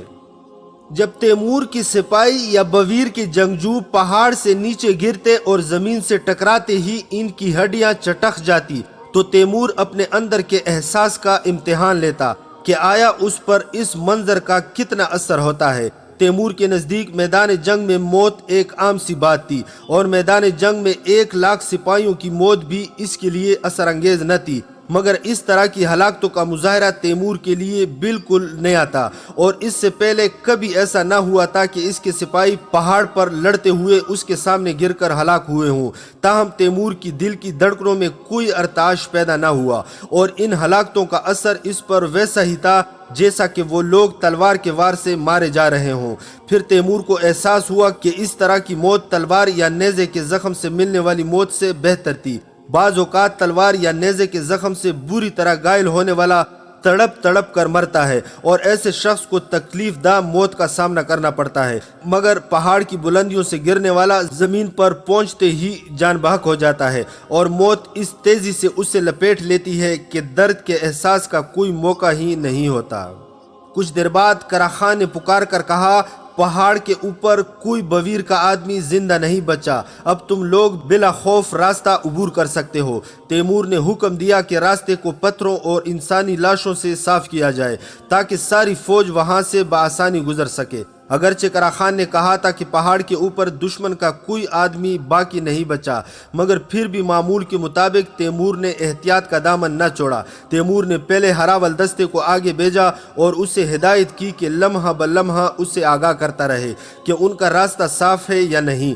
بہرحال تیمور کی ساری فوج اس گزرگاہ کو عبور کر گئی اور وہ لوگ ایک میدان میں پہنچ گئے جہاں ایک دریا بہہ رہا تھا۔ تیمور نے سورج کی طرف نگاہ کی اور دیکھا کہ دن کا تھوڑا ہی وقت باقی بچا ہے، تاہم ان کے آگے پہاڑیاں تھیں۔ جس وقت وہ لوگ ان پہاڑیوں پر پہنچے تو رات کا اندھیرا پھیل جاتا۔ دشمن کی سرزمین پر رات کے وقت ان پہاڑیوں کو عبور کرنا انتہائی خطرناک کام ثابت ہو سکتا تھا، لہٰذا تیمور نے وہی دریا کے کنارے چھاؤنی قائم کرنے کا حکم دیا۔ پھر اس نے خیمہ کے چاروں طرف پہرے داروں کی 3 صفیں متعین کر دی کیونکہ اس بات کا خطرہ تھا کہ بویر کے جنگجو ان پر شب خون مارنے کی کوشش کریں گے۔ جب ان لوگوں نے آگ جلا کر کھانا پکانا شروع کیا تو قرا خان آ پہنچا اور پہاڑ کے اوپر ہونے والی لڑائی کی تفصیلات بتانے لگا۔ اس نے بتایا کہ پہلے اس کے پاس صرف 16 آدمی تھے مگر پھر جب تیمور نے 500 سپاہیوں کی کمک مزید بھیج دی تو انہوں نے بویر کے جنگجوؤں پر جو کہ 500 ہی کی تعداد میں تھے بھرپور حملہ کر دیا۔ دشمن کو آخری لمحوں تک قرا خان اور اس کے ساتھیوں کی موجودگی کا علم نہ ہو سکا اور انہوں نے بویر کے لوگوں کو بالکل غافل گیر کر دیا۔ دشمن کے جنگجو 2 حصوں میں بٹے ہوئے تھے اور ایک حصے کے جنگجو پتھر توڑنے کے آلات سنبھالے ہوئے تھے جن کی مدد سے وہ پہاڑ کے پتھر توڑ کر الگ کرتے جاتے، جبکہ دوسرے حصے کے جنگجوؤں کے ذمہ ان پتھروں کو پہاڑ سے نیچے لڑکانا تھا۔ قرا خان اور اس کے ساتھی یکایک ان پر ٹوٹ پڑے اور پہلے ہی منٹ میں ان کے متعدد افراد کو موت کے گھاٹ اتار دیا۔ پھر ان کے اور دشمن کے درمیان ایک خونریز جنگ چھڑ گئی اور اس کے نتیجے میں دشمن کے آدمیوں کے ساتھ ان کے بھی بہت سے ساتھی پہاڑ سے گر کر ہلاک ہو گئے۔ کرا خان کہنے لگا، اے امیر، یہاں کے باشندے کافی سخت کوش ہیں۔ میں نے دیکھا کہ ان میں سے کچھ زخمی ہوئے اور ایسی حالت میں کہ جب وہ زمین سے اٹھ بھی نہ سکتے تھے تو اس وقت بھی میری سپاہیوں کی ٹانگیں کاٹنے کی کوشش کر رہے تھے، مگر آخر کار ہم ان سب کا خاتمہ کرنے میں کامیاب ہو گئے۔ ان میں سے بعض مارے گئے، بعض بری طرح زخمی ہوئے اور کچھ کو ہم نے گرفتار کر لیا۔ ان کے کچھ ساتھی یقینی موت کو اپنے سامنے پا کر اسی راستے سے فرار ہو گئے جس سے ہم لوگ پہاڑ پر چڑھنے میں کامیاب ہوئے تھے۔ اس روز تیمور کے 241 سپاہی مارے گئے یا بری طرح زخمی ہو گئے تھے اور کرا خان دیگر سپاہیوں کی مدد سے اپنے زخمی سپاہیوں کو پہاڑ سے نیچے لے آیا تھا۔ جب کرا خان ساری داستان سنا چکا تو تیمور نے اسے دریافت کیا، کرا خان، اس جانثاری اور خدمت کے بدلے جو تو نے میرے لیے انجام دی کیا انعام چاہتا ہے؟ کرا خان کہنے لگا، اے امیر، تیرے لیے اپنا سب کچھ قربان کر دینا ہی میرا فرض ہے۔ تیمور نے اسے کہا، کرا خان، میں مختلف جنگوں میں تیرے کارناموں سے بخوبی واقف ہوں اور جانتا ہوں کہ تو ایک نڈر اور دلیر انسان ہے، لیکن آج تو نے یہ ثابت کر دیا کہ تو دلیری اور بہادری کے ساتھ ساتھ جنگی قابلیت اور سمجھ بوجھ کا بھی مالک ہے۔ آج تو پہاڑ کی دشواریوں کی پرواہ کیے بغیر جس طرح اس خطرناک راستے سے گزرا اور اپنی جان کو خطرے میں ڈال کر دشمن کے سر پر پہنچ گیا اور وہاں سے ہمیں اوپر آنے کا راستہ بھی بتا دیا، پھر تو نے دشمن پر حملہ بول کر اسے شکست دی اور ہمارے لیے خطرناک ترین پہاڑی گزرگاہ محفوظ بنا دی۔ آج اگر تو اپنی دلیری اور قابلیت کا مظاہرہ نہ کرتا تو ہم ہفتوں بلکہ مہینوں تک اس پہاڑ کے سامنے کھڑے رہتے اور شاید دشمن کو نیست و نابود کیے بغیر واپس لوٹنے پر مجبور ہو جاتے۔ کرا خان بولا، اے امیر، یہ تو میری طرف سے حقیر سی کوشش تھی۔ تیمور نے جواب دیا، اے بہادر انسان، میں تجھے 10,000 دینار انعام کے طور پر دیتا ہوں اور سمرقند پہنچنے کے بعد اپنی بیٹی زبیدہ کا نکاح تجھ سے کر دوں گا۔ کرا خان کانپتی ہوئی آواز میں بولا، اے میرے امیر، میں تو تیرا ادنا سا غلام ہوں، میں تیرا داماد بننے کے لائق ہرگز نہیں۔ تیمور نے حکم دیا کہ 10,000 سونے کے سکے کرا خان کے حوالے کر دیے جائیں۔ جب سونے کے سکے لا کر کرا خان کے پاس رکھے گئے تو اسی لمحہ تیمور کی نظر پہاڑ کی چوٹی پر پڑی اور زندگی میں پہلی بار اس کے جسم پر لرزہ طاری ہو گیا۔ یہ لرزہ خوف یا دہشت کی وجہ سے نہ تھا بلکہ اس احساس کی وجہ سے تھا کہ وہ ایک بہت بڑی غلطی کر بیٹھا تھا۔ تیمور کو پہاڑ کی چوٹی پر بہت سی مشعلیں حرکت کرتی نظر آ رہی تھی اور وہ سمجھ گیا کہ دشمن دوبارہ وہاں پہنچ گیا ہے۔ تیمور، جس کی ساری زندگی جنگ کے میدان میں گزری تھی اور جو خود کو جنگی حکمت عملی اور چالوں کا ماہر سمجھتا تھا، ایک سنگین غلطی کر بیٹھا تھا۔ جو راستہ کرا خان کی عظیم دلیری اور جنگی فراست سے کھلا تھا اور جس کے لیے انہیں 241 سپاہیوں کی قربانی دینا پڑی تھی، اس سے پہرا بٹائے بغیر چھوڑ کر تیمور نے دشمن کو کھلا موقع دیا تھا کہ وہ ان کے پیچھے اس راستے پر دوبارہ قبضہ کر لے اور ان کی واپسی کا راستہ بند کر دے۔ تیمور نے کرا خان کو مخاطب کر کے پوچھا، کرا خان، کیا تو تھکا ہوا ہے اور آرام کرنے کا خواہش مند ہے؟ وہ کہنے لگا، اے میرے امیر، اگرچہ میں تھکا ہوا ضرور ہوں مگر تیری خدمت اور تیرے حکم کی بجا آوری کے لیے ہر وقت تیار ہوں۔ تیمور نے کہا، آج پہلی بار مجھ سے ایک بھول ہو گئی ہے۔ میں نے اس راستے سے گزرنے کے بعد اس پر پہرا نہیں بٹھایا، ہو سکتا ہے دشمن اس پر دوبارہ قبضہ کر لے۔ تیرے خیال میں وہاں کی نگرانی اور پہرا بٹانے کے لیے کتنے سپاہی کافی ہوں گے؟ کرا خان بولا، 500 سپاہی بہت ہیں۔ تیمور نے کہا، ہو سکتا ہے کہ وہاں پہنچ کر تجھے دشمن کا سامنا کرنا پڑے، لہٰذا تو 1000 سپاہی ساتھ لے جا اور ضرورت کے مطابق مشعلیں بھی ساتھ لے جا۔ کرا خان بولا، اے میرے امیر، تیرے حکم کی تعمیل ہوگی، لیکن میرے خیال میں ہم نے بویر کے جو قیدی پکڑے ہیں پہلے ان سے پوچھ گچھ کر لینی چاہیے۔ تیمور نے فوراً قیدیوں کو حاضر کرنے کا حکم دیا۔ جب وہ آ گئے تو تیمور نے پہاڑ کی طرف اشارہ کر کے انہیں مشغلیں جلتی دکھائی دی اور پوچھا، تمہارے ساتھی اس وقت پہاڑ کی چوٹی پر کیا کر رہے ہیں؟ ان میں سے ایک بولا، وہ لوگ اپنے مردہ ساتھیوں کی لاشیں اٹھا رہے ہیں اور زخمیوں کو مرہم پٹی کے لیے لے جا رہے ہیں۔ اس شخص کی بات درست معلوم ہوتی تھی، مگر تیمور کے لیے اتنا کافی نہ تھا، اس لیے اس نے دوسرے قیدی سے پوچھا، تمہارے ساتھی رات کی تاریکی میں لاشیں کیوں اٹھا رہے ہیں؟ کیا وہ صبح ہونے کا انتظار نہیں کر سکتے؟ اس نے جواب دیا، اے امیر، یہاں گوشت کھانے والوں کی بہتاب ہے جو مردوں کا گوشت کھا جائیں گے، اور دوسری وجہ یہ ہے کہ زخمیوں کو مرہم پٹی اور فوری توجہ کی ضرورت ہے۔ یہ جواب بھی معقول تھا۔ پھر تیمور نے تیسرے قیدی سے، جو دوسروں کی نسبت اعلیٰ مقام کا مالک نظر آتا تھا، دریافت کیا، کیا تمہارے لوگ اس راستے کو دوبارہ بند کر سکتے ہیں جس سے ہم ابھی گزر کر آئے ہیں؟ اس آدمی نے حیرت سے پوچھا، وہ اس سے دوبارہ کیوں بند کریں گے؟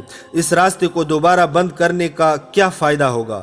تیمور نے کہا، فائدہ یہ ہے کہ جب ہم واپس جانا چاہیں تو یہ لوگ ہمارے لیے مشکلات کھڑی کر سکتے ہیں۔ وہ شخص کہنے لگا، اے امیر، تمہیں واپس جانے پر کون مجبور کر سکتا ہے؟ اور اگر جانا چاہو تو تمہارا راستہ روکنے کی جرت کون کرے گا؟ تیمور نے کراخان سے کہا، وقت ضائع کرنے کا موقع نہیں ہے، اوپر پہنچو اور راستے پر قبضہ جما لو، پھر چاہو تو وہیں خیمے نصب کر کے سو جانا، اور اپنے ساتھ پانی اور دیگر ضروری اشیاء بھی لیتے جاؤ۔ کراخان پہاڑی کی طرف روانہ ہو گیا، اس کے ساتھ 1000 سپاہی اور کچھ سپاہیوں پر مشتمل ایک اضافی دستہ بھی تھا۔ اس دستہ کے ذمہ یہ کام تھا کہ پہاڑ کے نزدیک پہنچ کر جب کراخان اور اس کے 1000 ساتھی اوپر چڑھنے کے لیے گھوڑوں سے اتر جائیں تو وہ ان کے گھوڑوں کو بحفاظت واپس لے آئیں۔ تیمور نے ایک لمحے کے لیے بھی اپنی نظریں پہاڑ کی چوٹی سے نہ ہلائی تھی۔ وہ جاننا چاہتا تھا کہ آیا کراخان اور اس کے ساتھیوں کو پہاڑ پر موجود مقامی باشندوں سے لڑائی کرنا پڑے گی یا نہیں۔ اگر تو جیسا کہ بویر کے قیدیوں نے بتایا تھا کہ ان کے ساتھی پہاڑ کی چوٹی پر اپنے ساتھیوں کی لاشیں جمع کر رہے ہیں اور زخمیوں کو امداد پہنچا رہے ہیں، تو اسے ان سے لڑنے کی ضرورت نہ تھی۔ تاہم ان سے یہ دریافت کرنے کی ضرورت پھر بھی تھی کہ آیا انہوں نے پہاڑ کے اوپر پہرے دار تو نہیں بٹھا دیے۔ اس لیے یہ ضروری نہ تھا کہ تیمور اس بارے میں کراخان کو مناسب ہدایات دیتا، وہ خود موقع کی مناسبت سے فیصلہ کرنے کی صلاحیت رکھتا تھا۔ اس دوران تیمور کو کافی فاصلے سے ایک عجیب چیخ کی آواز سنائی دی۔ تیمور نے اس قیدی کو بلا کر، جو دوسرے قیدیوں سے ممتاز نظر آتا تھا، دریافت کیا کہ یہ آواز کیسی تھی۔ وہ کہنے لگا، یہ عورتوں کے رونے پیٹنے کی آوازیں ہیں۔ تیمور نے پوچھا، کیا تمہاری عورتیں بھی پہاڑ کے اوپر لاشوں اور زخمیوں کو لینے گئی ہوں گی؟ اس نے جواب دیا، نہیں اے امیر، وہ پہاڑ کے دامن میں جمع ہیں، لیکن شاید جیسے ہی ان کے مرد جنازے لے کر پہنچتے ہیں تو وہ چیخ و پکار کرنے لگتی ہیں۔ وہ قیدی ٹھیک کہہ رہا تھا، کیونکہ پہاڑ کے دامن میں بھی کچھ مشغلیں جلتی ہوئی نظر آ رہی تھی۔ پھر تیمور نے قیدیوں کو واپس لے جانے کا حکم دیا۔ عورتوں کے ماتم کرنے کی آوازیں کچھ دیر تک آتی رہیں، پھر ان میں وقفہ آتا گیا اور آہستہ آہستہ وہ بالکل بند ہو گئیں۔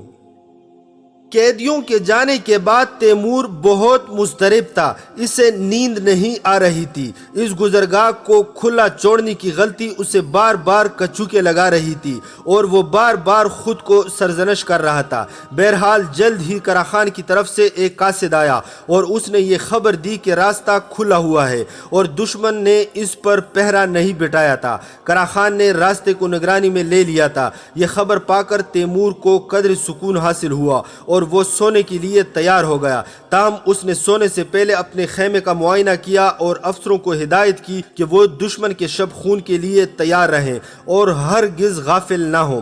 اس کے بعد وہ حسب معمول جنگی لباس میں ہی بستر پر لیٹ گیا اور سونے کی کوشش کرنے لگا۔ ابھی صبح طلوع نہ ہوئی تھی کہ تیمور کی آنکھ کھل گئی۔ تیمور اٹھ کر خیمے سے باہر نکل آیا۔ اس کے سپاہی ابھی سو رہے تھے۔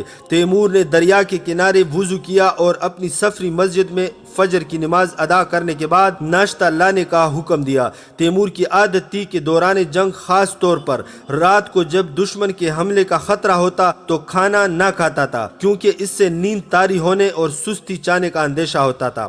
تیمور کا نظریہ تھا کہ ایک سپہ سالار کی نیند ہلکی ہونی چاہیے۔ وہ اپنے سپاہیوں کو کلی چھٹی دے دیتا تھا کہ مکمل آرام کرے، تاہم خود گہری نیند نہ سو پاتا تھا، البتہ اپنی خیمہ گاہ کے گرد سخت پہرے کا انتظام ضرور کرتا تھا۔ جب سورج پوری طرح طلوع ہو گیا اور خیمے وغیرہ سمیٹ لیے گئے تو آگے بڑھنے سے قبل تیمور نے سوچا کہ گزشتہ رات کی غلطی نہیں دہرانی چاہیے اور قرا خان کے ساتھ مسلسل رابطے کو یقینی بنانا چاہیے تاکہ دشمن ان کے درمیان حائل نہ ہو سکے۔ چنانچہ تیمور نے امیر حسین نامی سردار کو بلوایا اور اس سے کہا، میں تجھے 1000 سپاہیوں کے ساتھ یہیں چھوڑ کر جا رہا ہوں۔ تیرے ذمہ یہ کام ہے کہ ہمارے اور قرا خان کے درمیان رابطہ نہ ٹوٹنے پائے، کیونکہ ہو سکتا ہے کہ ہمارے آگے بڑھنے کے بعد دشمن قرا خان پر حملہ کر دے اور اسے محاصرے میں لے لے، تب بھی میں اس کی مدد کے قابل نہ ہو سکوں گا۔ امیر حسین خراسان کے ایک با اثر سردار کا بیٹا تھا۔ اس وقت اس کی عمر 30 برس کے لگ بھگ تھی۔ وہ کہنے لگا، اے امیر، تم بالکل اطمینان رکھو، میں یہاں رک کر تمہارے اور قرا خان کے درمیان مسلسل رابطہ قائم رکھوں گا اور دشمن کو یہاں ہرگز قدم نہ رکھنے دوں گا۔ اس کے بعد تیمور بقیہ فوج کے ساتھ آگے روانہ ہو گیا۔ انہیں چونکہ مختلف ٹیلوں اور چڑھائیوں سے گزرنا تھا اور ان کا راستہ بھی تنگ اور پرپیچ تھا، لہٰذا تیمور نے حکم دیا کہ راستہ سمجھنے کے لیے بویر کے قیدیوں سے مدد لی جائے۔ ایک فوج کو خواہ وہ گھڑ سواروں پر مشتمل ہو یا پیادہ سپاہیوں پر، ایسے علاقوں سے گزرتے ہوئے بے حد احتیاط کرنا پڑتی ہے جو خمدار اور ڈھلوان والے ہوں۔ ایسے راستوں پر کبھی بھی اندازہ نہیں ہوتا کہ اگلے 50 قدم پر کیا ہوگا۔ تیمور اسی راستے پر چلتے ہوئے ہر لمحہ دشمن کے سامنے کے لیے تیار تھا، کیونکہ اس کے نزدیک وہ جگہ چھپ کر حملہ کرنے کے لیے بہت مناسب تھی۔ تاہم انہیں قبیلہ بویر کے لوگ کہیں دکھائی نہ دیتے تھے، یوں لگتا تھا جیسے وہ کسی غیر آباد مقام سے گزر رہے ہوں۔ لیکن جلد ہی ان کا خیال باطل نکلا اور ہراول دستے کی طرف سے دشمن کی موجودگی کی اطلاع پہنچ گئی۔ تیمور اور اس کے ساتھی ٹھہر گئے اور اگلی اطلاع کا انتظار کرنے لگے۔ عام طور پر ہراول دستے کا سربراہ دن کے وقت دور سے جھنڈا لہرا کے دشمن کی موجودگی سے خبردار کر دیتا ہے، اور پہاڑی علاقے میں جھنڈا لہرانے والے کو بلندی پر ہونا چاہیے تاکہ اس کا جھنڈا بآسانی نظر آ سکے۔ لیکن اس پہلی اطلاع کے بعد انہیں کوئی جھنڈا دکھائی نہ دیا۔ تیمور نے چند سپاہیوں کو حکم دیا کہ وہ آگے جائیں اور یہ معلوم کریں کہ ہراول دستے مزید اطلاعات کیوں نہیں بھیج رہے۔ وہ لوگ چلے گئے اور کچھ ہی دیر بعد ٹیلوں کے پیچھے سے چیخ و پکار سنائی دی اور پھر مکمل خاموشی چھا گئی۔ تیمور نے صورتحال کا پتہ لگانے کے لیے مزید آدمی بھیجنا چاہے، مگر اس کی مہلت نہ مل سکی اور اچانک ان پر تیروں کی بوچھاڑ شروع ہو گئی۔ یہ تیر اتنی تیزی سے برس رہے تھے کہ تیمور کو احساس ہوا کہ اگر وہ لوگ ایک قدم بھی آگے بڑھے تو ان کے سارے گھوڑے اور بغیر حفاظتی لباس پہنے سپاہی ہلاک ہو جائیں گے۔ چنانچہ تیمور نے فوراً پیچھے ہٹنے کا حکم دے دیا۔ 2 تیر آگے پیچھے تیمور کو بھی آ کر لگے۔ اگرچہ حفاظتی لباس نے اس کی جان بچا لی، تاہم تیروں کی ضرب سے تیمور سمجھ گیا کہ تیر پھینکنے والے ہاتھ بے حد مضبوط ہیں۔ عقب نشینی اختیار کر کے وہ لوگ تیروں کی زد میں آنے سے محفوظ ہو گئے۔ تیمور کو قیدیوں پر شک گزرا اور اس نے سوچا کہ شاید وہ لوگ جان بوجھ کر انہیں اس جگہ لے آئے تھے، لیکن ان لوگوں نے قسم کھا کر یقین دلایا کہ وہ ان ٹیلوں کے پیچھے اپنے ساتھیوں کی موجودگی سے قطعی لا علم تھے۔ اگرچہ تیمور کو خود بھی احساس تھا کہ ان پر حملہ کرنے کے لیے وہ مناسب ترین جگہ تھی، مگر اس کا خیال تھا کہ قیدی انہیں اسی راستے سے لے جائیں گے جہاں ان کے ساتھی نہ ہو۔ قیدیوں نے بتایا کہ یہ پہاڑی ٹیلے ہر طرف پھیلے ہوئے ہیں اور جس طرف سے بھی آگے بڑھتے تو یہ امکان تھا کہ بویر کے جنگجو راستے میں گات لگائے بیٹھے ہوتے۔ جب وہ لوگ پیچھے ہٹ آئے تو تیمور کو اندازہ ہو گیا کہ ان کے ہراول دستے نے کیوں یکایک خاموشی اختیار کر لی تھی۔ یہی وجہ تھی کہ وہ پلک جھپکتے ہی غافل گیر ہو گئے اور سب کے سب اہل بویر کے ہاتھوں ہلاک ہو گئے۔ تیمور کو دوسری بار اہل بویر کی زبردست تیر اندازی کا تجربہ ہوا تھا۔ پہلی بار بویر میں داخل ہوتے ہی انہوں نے تیر برسائے تھے اور دونوں مرتبہ ان کی تیر اندازی انتہائی مہلک ثابت ہوئی تھی۔ پہلی بار تیمور اور اس کی فوج رکنے پر مجبور ہوئی اور دوسری بار انہیں پیچھے ہٹنا پڑا۔ اس دوران امیر حسین کی طرف سے پیغام موصول ہوا کہ وہ اور قرا خان بالکل خیریت سے ہیں۔ اس نے پوچھا تھا کہ تیمور اور اس کی فوج کا کیا حال ہے۔ تیمور نے پیغام بھیجا کہ وہ لوگ ٹیلوں سے گزرتے وقت اچانک تیر اندازوں کا نشانہ بن گئے تھے اور اب انہیں پیچھے ہٹنا پڑا ہے۔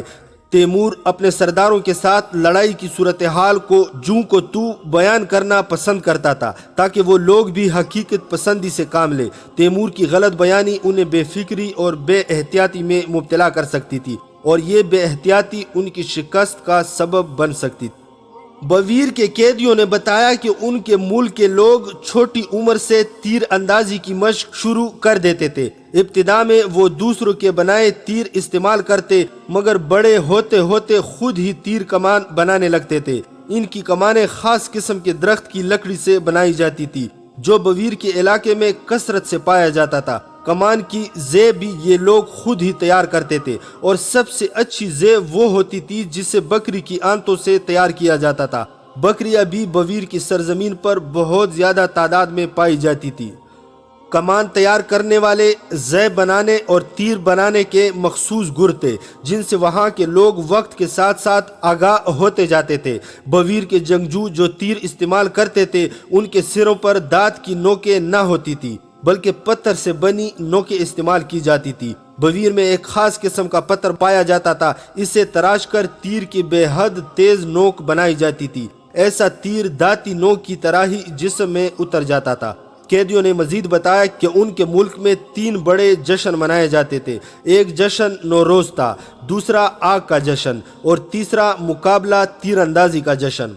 जश्न नौरोज बहार के मौसम में मनाया जाता और आग का जश्न मौसम खज़ा में। बवीर के रहने वाले मुसलमान थे लेकिन चूंकि मुसलमान होने से पहले वो लोग मजूसी थे, लिहाजा इस वक्त भी अपनी रसूमात को सीने से लगाए हुए थे और हर साल मौसम खज़ा में आग का जश्न ज़रूर मनाते थे। तैमूर ने कैदियों से पूछा कि आया उनके मुल्क में अब भी आतशकदे मौजूद हैं, मगर उन्होंने नफी में जवाब दिया। बाद आज़ाद जब तैमूर शाम पहुंचा तो उसे इब्न खल्दून ने बताया कि मजूसियों ने कदीम ज़माने में आतशकदे इसलिए बनाए थे कि इस ज़माने में आग जलाने का बाकायदा तरीका वज़ा न हुआ था। पुराने ज़माने के मजूसी खाना पकाने और सर्दियों के मौसम में गर्मी हासिल करने के लिए किसी खास मकाम पर मुस्तकिल आग जलाए रखते थे और इसे बुझने न देते थे। अगर वो बुझ जाती तो उनके पास उसे दोबारा जलाने का वसीला न होता था। इसी वजह से उनके हर गांव में आतशकदा मौजूद होता था और हर शहर में बहुत से आतशकदे मिल जाते थे। इन आतशकदों के निगरान और पहरेदार होते थे जो उन्हें मुसलसल ईंधन फराहम करके बुझने से बचाए रखते थे। जब कभी शहर के लोग खाना वगैरह पकाना चाहते तो वो इन आतशकदों में जाते और वहाँ से आग भरकर अपने घर ले आते और घर में मौजूद चूल्हा जला लेते। मजूसियों का अकीदा था कि आग, पानी, ज़मीन और हवा उनके खुदा की तरफ से अता करदा अजीम तरीन नेमतें हैं। जिस ज़माने में आग जलाने का तरीका वज़ा न हुआ था तो मजूसियों के नज़दीक आग की इतनी अहमियत थी कि इनके हाथ दुल्हन का तोहफा भी आग से भरा हुआ बर्तन होता था। तैमूर ने बवीर के कैदियों से पूछा, क्या ऐसा मुमकिन है कि हम इन टीलों में से जाने के बजाय इनका चक्कर काट कर आगे जा निकलें और बवीर के तीर अंदाजों के तीरों से महफूज रहें? वो कहने लगे हाँ, और शुमाल की तरफ इशारा करके कहने लगे इस तरफ से एक रास्ता है जिसके ज़रिए तुम इन टीलों का चक्कर काट सकते हो, मगर तुम्हें वहाँ तक पहुँचने के लिए तवील रास्ता तय करना होगा। तैमूर ने उन्हें बताया कि वो तवील रास्तों से तकन का शिकार नहीं होते क्योंकि वो और उसके सिपाही हिमा वक्त सफ़र में रहते हैं। फिर तैमूर ने अपने सिपाहियों को जमा किया और कहने लगा, इन टीलों के गर्द चक्कर काटने के लिए हमें शुमाल की तरफ सफ़र करना होगा। कैदियों ने हमें रास्ता बताया है मगर चूंकि वो दुश्मन हैं इसलिए हम उनके बताए रास्ते पर आंखें बंद करके नहीं चल सकते। ताहम मुमकिन है कि वो सच बोल रहे हों क्योंकि वो जानते हैं कि अगर उन्होंने झूठ बोला तो वो मारे जाएंगे। इस वक्त दुश्मन के तीर अंदाज इन टीलों में छुपे बैठे हैं और हमें नहीं मालूम कि हमारे आगे चले जाने के बाद वो अमीर हुसैन और करा खान के सिपाहियों को मार डालेंगे या नहीं। मेरा ख्याल है कि हमें यहाँ से आगे बढ़ने से कबल 2 बुर्जियाँ बना देनी चाहिए और अमीर हुसैन को भी 1 या 2 बुर्जियाँ तामीर कर लेनी चाहिए। बुर्जियाँ तामीर करने के बाद हम पहरेदारों का दस्ता यहाँ छोड़ जाएंगे ताकि दुश्मन हमारा रास्ता ना काट सके। उनके पास अच्छा मसाला तैयार करके बुर्जियाँ तामीर करने का वक्त नहीं था। اس لیے انہوں نے کچی اینٹوں سے ہی برجیاں تعمیر کر لی جن کے سانچے تیمور کے سپاہیوں نے خود بنائے تھے۔ تیمور نے امیر حسین کو بھی کہلا بھیجا کہ وہ بھی برجیاں تعمیر کر لے تاکہ بویر کے تیر انداز اس سے غفلت میں نہ جالیں۔ پھر دونوں پہاڑوں پر 2 برجیاں تعمیر کر لی گئیں اور تیمور نے 500 سپاہیوں کو پہرے کی ذمہ داری سونپ کر آگے بڑھنے کا حکم دے دیا۔ اب ان کا راستہ سرسبز زمین سے گزرتا تھا اور وہاں غافل گیر ہو جانے کا امکان نہ تھا، لہٰذا وہ تیز رفتاری سے آگے بڑھ رہے تھے۔ وہ مسلسل 2 روز تک سفر کرتے اس سرسبز خطہ کو عبور کر کے اس کے شمالی کنارے پر پہنچ گئے۔ چونکہ جلد ہی ایک جنگ چھڑنے کا امکان تھا، اس لیے تیمور نے اپنے سپاہیوں کو آرام کرنے کی اجازت دے دی۔ پھر تیمور نے ان سپاہیوں کو جو زرہ اور حفاظتی لباس پہنے ہوئے تھے الگ کر کے ان کی ایک الگ سپاہ بنا لی۔ تیمور کے یہ سپاہی پیادہ تھے کیونکہ ان کے پاس گھوڑوں کو تیر اندازی سے بچانے کے وسائل نہ تھے۔ اگر یہ سپاہی گھوڑوں پر سوار ہوتے تو دشمن کے تیر انداز ان سب کے گھوڑوں کو منٹوں میں تیروں سے نشانہ بنا کر مار ڈالتے، اور چونکہ تیمور کی فوج گھڑ سواروں کی فوج تھی لہٰذا ان کے لیے گھوڑوں کی بے حد اہمیت تھی۔ اس وسیع اور کشادہ زمین کے شمال میں ایک گزرگاہ تھی، انہیں اس سے گزر کر مشرق کی طرف جانا تھا۔ اس کشادہ گزرگاہ میں کوئی انہیں اچانک غافل گیر نہ کر سکتا تھا، تاہم اسے عبور کرنے کے بعد وہ ایک ایسے علاقے میں پہنچ گئے جو مختلف پہاڑیوں پر مشتمل تھا اور ممکن تھا کہ وہاں ان پر دوبارہ حملہ ہو جاتا۔ چنانچہ تیمور نے یہاں پہنچتے ہی اپنے رسالے کو آگے روانہ کر دیا جو کہ ان سپاہ پر مشتمل تھا جو حفاظتی لباس پہنے ہوئے تھے اور پیادہ سپاہیوں پر مشتمل تھی۔ تیمور بذات خود گھڑ سواروں کے ساتھ آگے بڑھ رہا تھا۔ پیدل ذرا پوش سپاہی جانتے تھے کہ انہیں بویر کے جنگجوؤں سے اس طرح الجھ جانا چاہیے کہ گھڑ سوار سپاہی بھی ان کے سر پر پہنچ جائے اور ان کو 2 طرف سے حملے کا نشانہ بنایا جا سکے اور بویر کے تیر اندازوں کو تیر چلانے کا زیادہ موقع نہ مل سکے۔ جس راستے سے وہ آگے بڑھ رہے تھے ایسا وہ چٹانوں پر مشتمل راستہ تھا کہ جس میں بہت سی ڈلوانیں تھی۔ دوپہر کے وقت ہراول دستے نے پیغام دیا کہ اسے دشمن نظر آ رہا ہے۔ تیمور نے اپنے پیادہ سپاہیوں کو ہدایت کی کہ وہ حملے میں پہل نہ کرے۔ بویر کے جنگجوؤں نے حسب معمول پہلے تیروں سے تیمور کی فوج کو نشانہ بنایا۔ تیمور نے تیر اندازی کے انداز اور پہلے دستی کی اطلاعات کے لحاظ سے میدان جنگ کی وسعت کا اندازہ لگایا اور اپنی فوج کا ایک حصہ فاضل فوج کے طور پر محاذ کے پچھلی جانب چھوڑ کر دشمن کی پیٹھ پر حملہ آور ہو گیا۔ تیمور بذات خود پہلی صف میں گھوڑا دوڑا رہا تھا اور اہل بویر کو یہ سبق سکھانے کے لیے تیار تھا کہ جس شخص کا نام امیر تیمور ہے تو اس کی طاقت کیسی ہے۔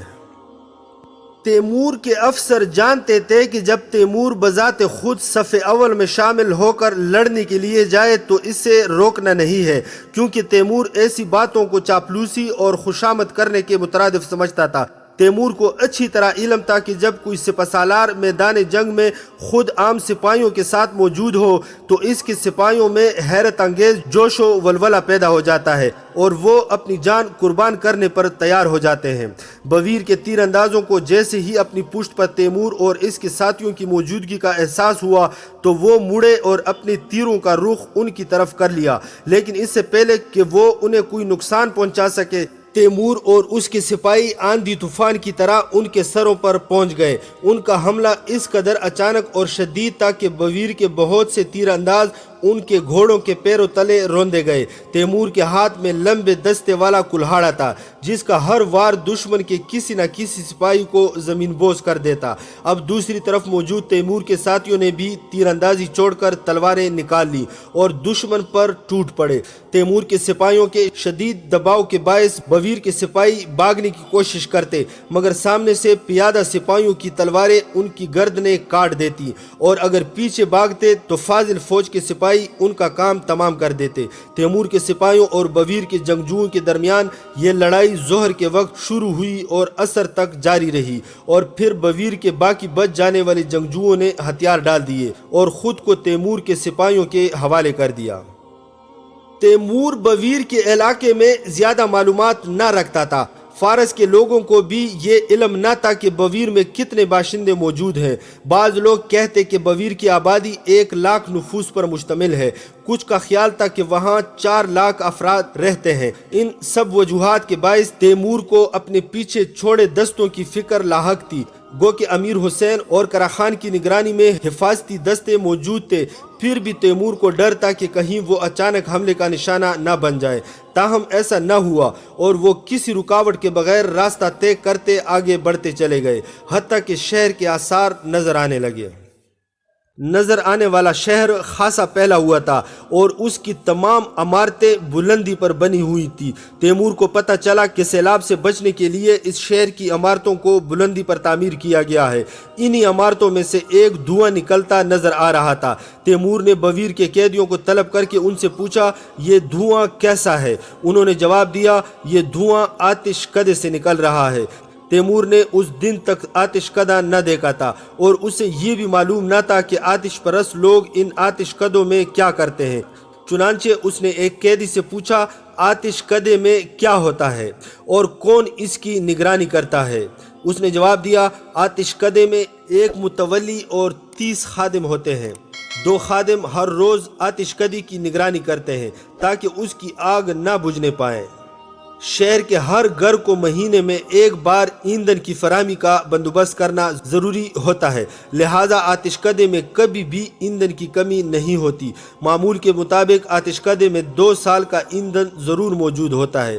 تیمور نے مزید دریافت کیا، کیا تمہارے ہاں آتش کدے کے لیے چندہ یا نذرانہ وغیرہ جمع کیا جاتا ہے تاکہ اس کے نگران اور خادموں کی گزر اوقات ہو سکے؟ قیدیوں نے جواب دیا، نہیں، بلکہ ہم سال میں 7 دن کے لیے جشن مناتے ہیں۔ یہ جشن 7 فرشتوں کے نام پر منایا جاتا ہے۔ یہ فرشتے خدا کے خاص اور قریب ترین ہیں۔ ہفتے کے ایام بھی ان 7 فرشتوں کے نام پر ہی رکھے گئے ہیں۔ ہمارے ہاں جشن کی ابتدا برج حمل کے شروع ہونے پر ہوتی ہے، جسے ہم جشن نوروز کہتے ہیں۔ ان 7 دنوں میں شہر کے سارے باشندے آتش کدے میں آتے ہیں اور اپنا نذرانہ آتش کدے کے نگران کو دے کر ثواب حاصل کرتے ہیں۔ چنانچہ اگلے جشن نوروز تک کے لیے آتش کدے کا نگران اور 30 خادم انہی نذرانوں پر گزارا کرتے ہیں۔ قیدیوں سے حاصل ہوئی معلومات ظاہر کرتی تھی کہ اہل بویر اسلام اور مجوسیت کے عقائد کو باہم گڑ مڑ کے نیا دین بنائے ہوئے تھے۔ وہ اپنے آپ کو مسلمان کہتے تھے مگر آتش کدوں میں جاتے اور آتش پرستی بھی کرتے تھے۔ زکوٰۃ دینے کا تصور رکھتے مگر اسے آتش کدے کے نگران کے حوالے کر دیتے تھے۔ تیمور نے ایک قیدی سے پوچھا، تو اگر خود کو مسلمان کہتا ہے تو نماز پڑھ تاکہ میں تیری نماز دیکھ سکوں۔ وہ شخص سورج کی طرف منہ کر کے کھڑا ہو گیا، پھر کئی مرتبہ ہاتھ اوپر اٹھا کر نیچے کیے اور کچھ پڑھتا رہا، بس یہی اس کی نماز تھی۔ تیمور نے اس سے کہا، یہ کیسی نماز ہے؟ کیا تم لوگ قبلہ کی طرف رخ کر کے نماز نہیں پڑھتے؟ وہ کہنے لگا، کیوں نہیں؟ پھر سورج کی طرف اشارہ کر کے بولا، وہ ہمارا قبلہ ہے، ہم اس کی طرف منہ کر کے نماز پڑھتے ہیں۔ تیمور نے پوچھا، گویا تم لوگ سورج کو اپنا قبلہ تسلیم کرتے ہو؟ وہ بولا، ہاں۔ تیمور نے مزید دریافت کیا، کیا تم لوگوں کے ہاں کوئی عالم دین وغیرہ بھی ہے؟ وہ کہنے لگا، آتش کدے کا نگران ہی ہمارا عالم دین اور مذہبی رہنما ہے۔ اس دوران سورج غروب ہو گیا اور تاریکی پھیلنے لگی۔ تیمور اور اس کے سپاہی ابھی بویر کے شہر سے خاصے فاصلے پر تھے۔ تیمور کو خیال آیا کہ اگر وہ لوگ رات کے وقت شہر کے نزدیک پہنچے تو خطرے میں پڑ سکتے ہیں، لہٰذا اس نے اسی جگہ خیمہ گاہ قائم کرنے کا حکم دے دیا۔ اس نے سرداروں کو بھی اچھی طرح سمجھا دیا کہ وہ لوگ دشمن کی سرزمین پر ہیں اور یہاں ہر لمحہ حملے کا خطرہ ہے۔ یہاں کی ریت کو بھی انہیں اپنا دشمن تصور کرنا چاہیے۔ انسانوں کی تو بات ہی الگ ہے، لہٰذا ہر لمحہ چوکنا رہیں اور ہرگز غافل نہ ہو۔ ان کی خیمہ گاہ بھی ایسی جگہ پر بنی تھی کہ جہاں دور و نزدیک ٹیلے ہی ٹیلے تھے، نیز گہری کائیاں بھی موجود تھی۔ الغرض وہ ایسی جگہ تھی کہ جہاں وہ بآسانی دشمن کے حملے کا نشانہ بن سکتے تھے۔ چنانچہ اندھیرا پھیلنے اور سپاہیوں کے سونے سے پہلے ہی تیمور نے آس پاس کے تمام ٹیلوں پر حفاظتی پیرا بٹھا دیا اور پہرے داروں کی نگرانی کے لیے بھی حفاظتی دستے متعین کر دیے۔ دراصل جو سپاہی مسلسل سفر کرتا اور جنگ کی حالت میں چلا آ رہا ہو تو وہ اس قدر تھکاوٹ کا شکار ہو جاتا ہے کہ پہرا دیتے ہوئے کھڑے کھڑے ہی سو جاتا ہے۔ لہٰذا ضروری ہے کہ پہرا دینے والوں کی نگرانی کے لیے بھی دستے متعین کیے جائیں جو ان پہرے داروں پر نظر رکھیں، اور اگر سو جائیں تو انہیں فوراً جگا دیں۔ عام حالات میں تیمور پہرا دینے والے سپاہیوں کی سونے کی غلطی کو برداشت نہ کرتا تھا اور انہیں سخت سزا دیتا، مگر سوائے اس وقت کے کہ وہ واقعی بہت تھکے ہوں۔ مسلسل سفر کرنے اور سارا دن لڑتے رہنے کے بعد کسی سپاہی سے رات بھر جا کر پہرا دینے کی توقع نہیں کی جا سکتی۔ ایسے سپاہی کی سزا یہی ہے کہ اگر وہ پہرا دیتے ہوئے سو جائیں تو اسے جگا دیا جائے۔ تیمور نے اپنی خیمہ گاہ میں داخل ہو کر اس کا معائنہ کیا اور اپنے معمول کے مطابق کھانا کھائے بغیر ہی بستر پر لیٹ گیا۔ رات بھر اسے اچٹتی ہوئی نیند ہی آئی اور وہ مختلف آوازوں پر کان دھرتا اٹھ بیٹھتا۔ کبھی کبھی خیمے سے باہر نکل کر ادھر ادھر نظر بھی ڈال لیتا، لیکن کوئی اہم واقعہ پیش نہ آیا، یہاں تک کہ افق پر تاریکی غائب ہونے لگی۔ تب تیمور نے وضو کر کے نماز فجر ادا کی اور آرام کرنے کی غرض سے لیٹ گیا۔ سورج طلوع ہوتے ہی اس کے سپاہی جاگ گئے اور خیمہ گاہ سمیٹ دی گئی۔ پھر وہ لوگ جنگی صف آرائی کے ساتھ شہر کی طرف روانہ ہو گئے۔ شہر کے کچھ نزدیک پہنچ کر تیمور نے اس پر نظر ڈالی تو شہر کی وسعت دیکھ کر حیران رہ گیا۔ وہ شہر سمرقند سے بھی بڑا دکھائی دے رہا تھا، لیکن قیدیوں نے بتایا کہ شہر اس لیے اتنا وسیع لگ رہا ہے کہ اس میں موجود عمارتیں ٹیلوں کے باعث فاصلے پر بنی ہوئی ہیں۔ تاہم جب وہ لوگ شہر کے نزدیک پہنچے تو معلوم ہوا کہ شہر میں 1000 عمارتیں بھی نہیں ہیں۔ ابھی وہ لوگ شہر سے کچھ دور ہی تھے اور تیمور پہاڑی پر کھڑا ہو کر شہر کی عمارتیں دیکھنے میں مصروف تھا کہ ہراول دستے کا پیغام موصول ہوا کہ اسے ایک فوج نظر آ رہی ہے۔ تیمور نے فوراً فوج کے سرداروں کو متوقع حملے کے خطرے سے آگاہ کیا اور اپنے فوج کے عقبی حصے کو بھی جنگ کے لیے تیار رہنے کی ہدایت کر دی۔ بالکل اچانک ایک شور برپا ہوا اور بویر کے جنگجوؤں نے ان پر آگے پیچھے دائیں بائیں ہر طرف سے حملہ بول دیا۔ دیکھتے ہی دیکھتے اس قدر جنگجو ظاہر ہوئے کہ یوں لگا جیسے زمین جنگجو مرد اور عورتوں کو اگل رہی ہو۔ اس بار بویر کے مردوں کے ساتھ عورتیں بھی حملے میں شامل تھیں۔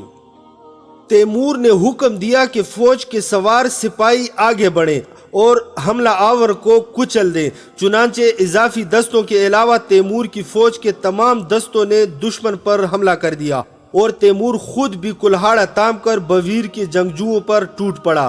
ایک عورت نے جس کی کمر پر ایک گٹھری سی لدی تھی تیمور کو تلوار سے نشانہ بنانا چاہا، مگر اس سے پہلے کہ اس کی تلوار تیمور کے گھوڑے تک پہنچ پاتی تیمور کے لمبے دستے والے کلہاڑے کے وار سے اس کی کھوپڑی کے 2 ٹکڑے ہو گئے۔ عورت زمین پر گر پڑی اور اس کے ساتھ ہی کسی دودھ پیتے بچے کے رونے کی آواز بلند ہوئی جو غالباً عورت کی گٹھری میں موجود تھا۔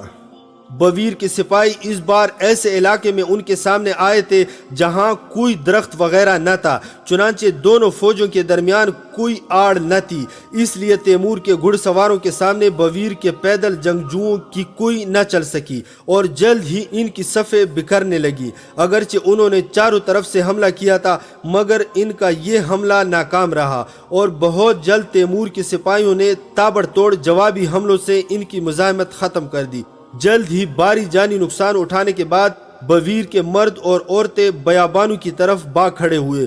تیمور نے حکم دیا کہ ان کا تعاقب نہ کیا جائے بلکہ جتنی جلدی ممکن ہو سکے شہر پر قبضہ کر لیا جائے۔ تیمور کو اندازہ ہو گیا تھا کہ آج کی لڑائی بویر کے جنگجوؤں کے ساتھ ان کی آخری لڑائی ہے اور اس کے بعد وہ دوبارہ حملہ نہ کر سکیں گے، اور حملہ کریں گے بھی تو ان کا حملہ زیادہ زوردار نہ ہوگا۔ اب ان کے سامنے کوئی رکاوٹ نہ تھی، لہٰذا وہ جنگی صف بندی کے ساتھ شہر میں داخل ہو گئے۔ شہر میں داخل ہوتے ہوتے تیمور نے اپنے سرداروں کو ہدایت کی کہ آتش کدی کی حفاظت کرنے والوں کو قتل نہ کیا جائے کیونکہ وہ شہر کے مذہبی پیشوا ہیں۔ ان کے علاوہ جو بھی مرد عورت مزاحمت کرے تو اسے بلا دریغ قتل کر دیا جائے۔ شہر میں داخل ہوتے ہوئے تیمور سوچ رہا تھا کہ شاید ان پر پتھر برسائے جائیں یا تیروں سے نشانہ بنایا جائے، مگر وہ یہ دیکھ کر حیران رہ گئے کہ شہر میں کسی انسان کی موجودگی کے کوئی آثار نہ تھے۔ انہوں نے تمام گھروں کی اچھی طرح جانچ پڑتال کی مگر انہیں کسی گھر میں کوئی انسان نہ ملا، گویا شہر کے سب باشندے اپنا گھر بار چھوڑ کر جا چکے تھے، لہٰذا انہوں نے بغیر کسی مزاحمت کے شہر پر قبضہ کر لیا۔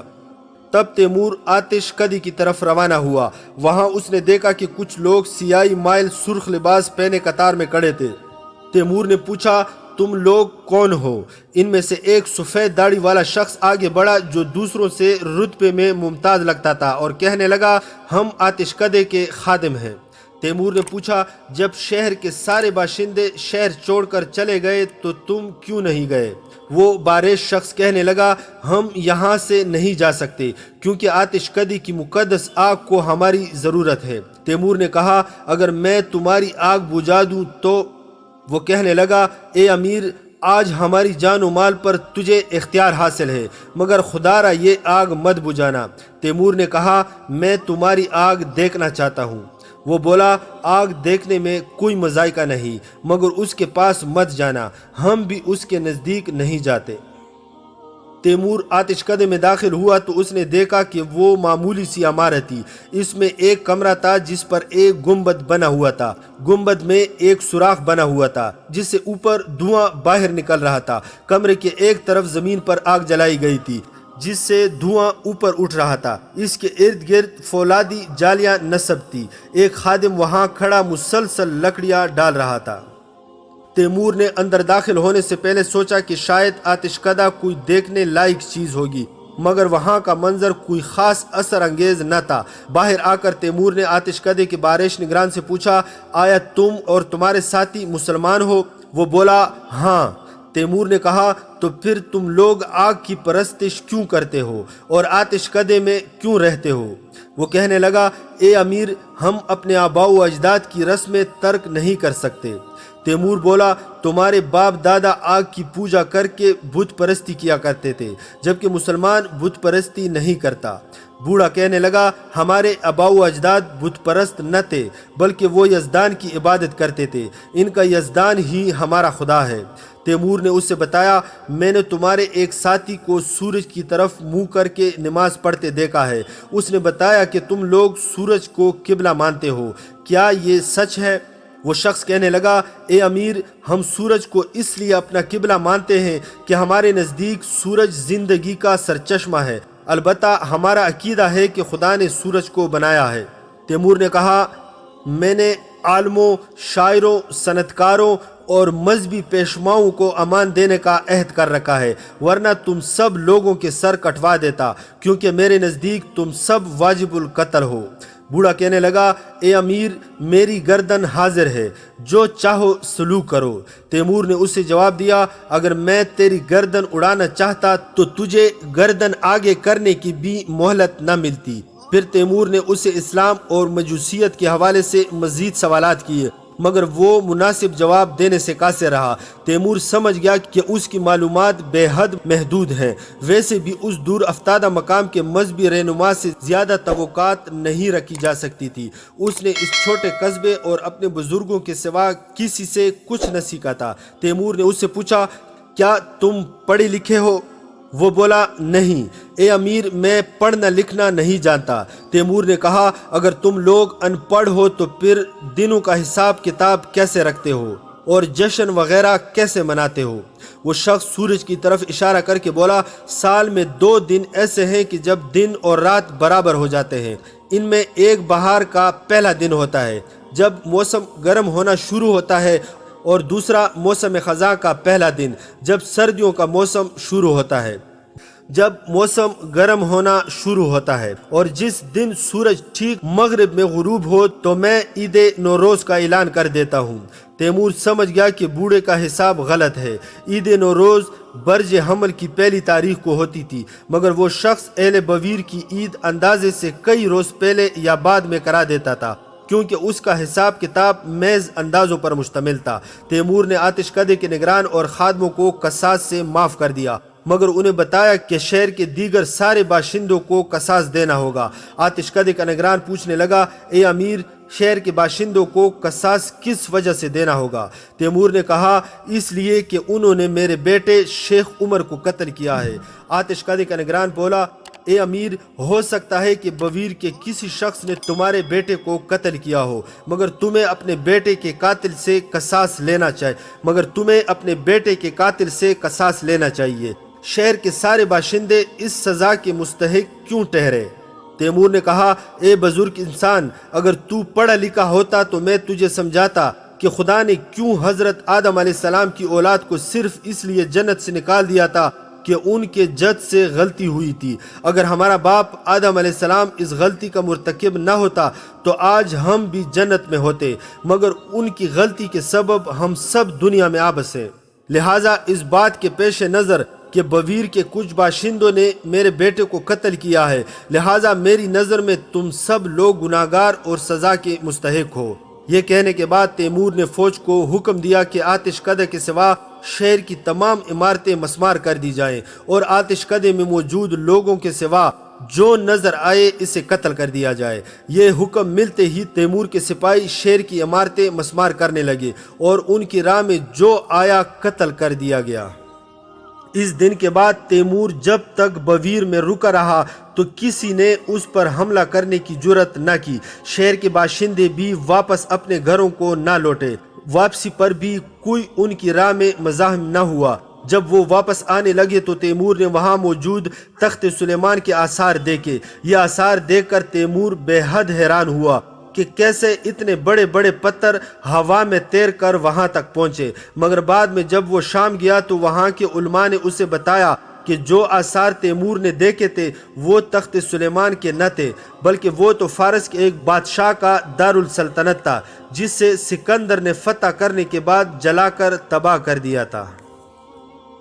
ہماری آنے والی ویڈیو جو قسط نمبر 16 پر مشتمل ہوگی میں انشاءاللہ ہم امیر تیمور کے لشکر کا طاعون کی بیماری میں مبتلا ہونے اور خود امیر تیمور کا طاعون کا شکار ہونے پر تفصیلی داستان پیش کریں گے کہ جب اس نے شدید بخار میں اپنے طبیب سے کہا کہ میں امیر تیمور ہوں اور مجھے موت کا کوئی خوف نہیں۔ اس دنیا میں آنے والے ہر شخص کو موت کا ذائقہ چکھنا پڑتا ہے، حتیٰ کہ ہمارے رسول صلی اللہ علیہ وآلہ وسلم بھی اس دنیا سے چلے گئے۔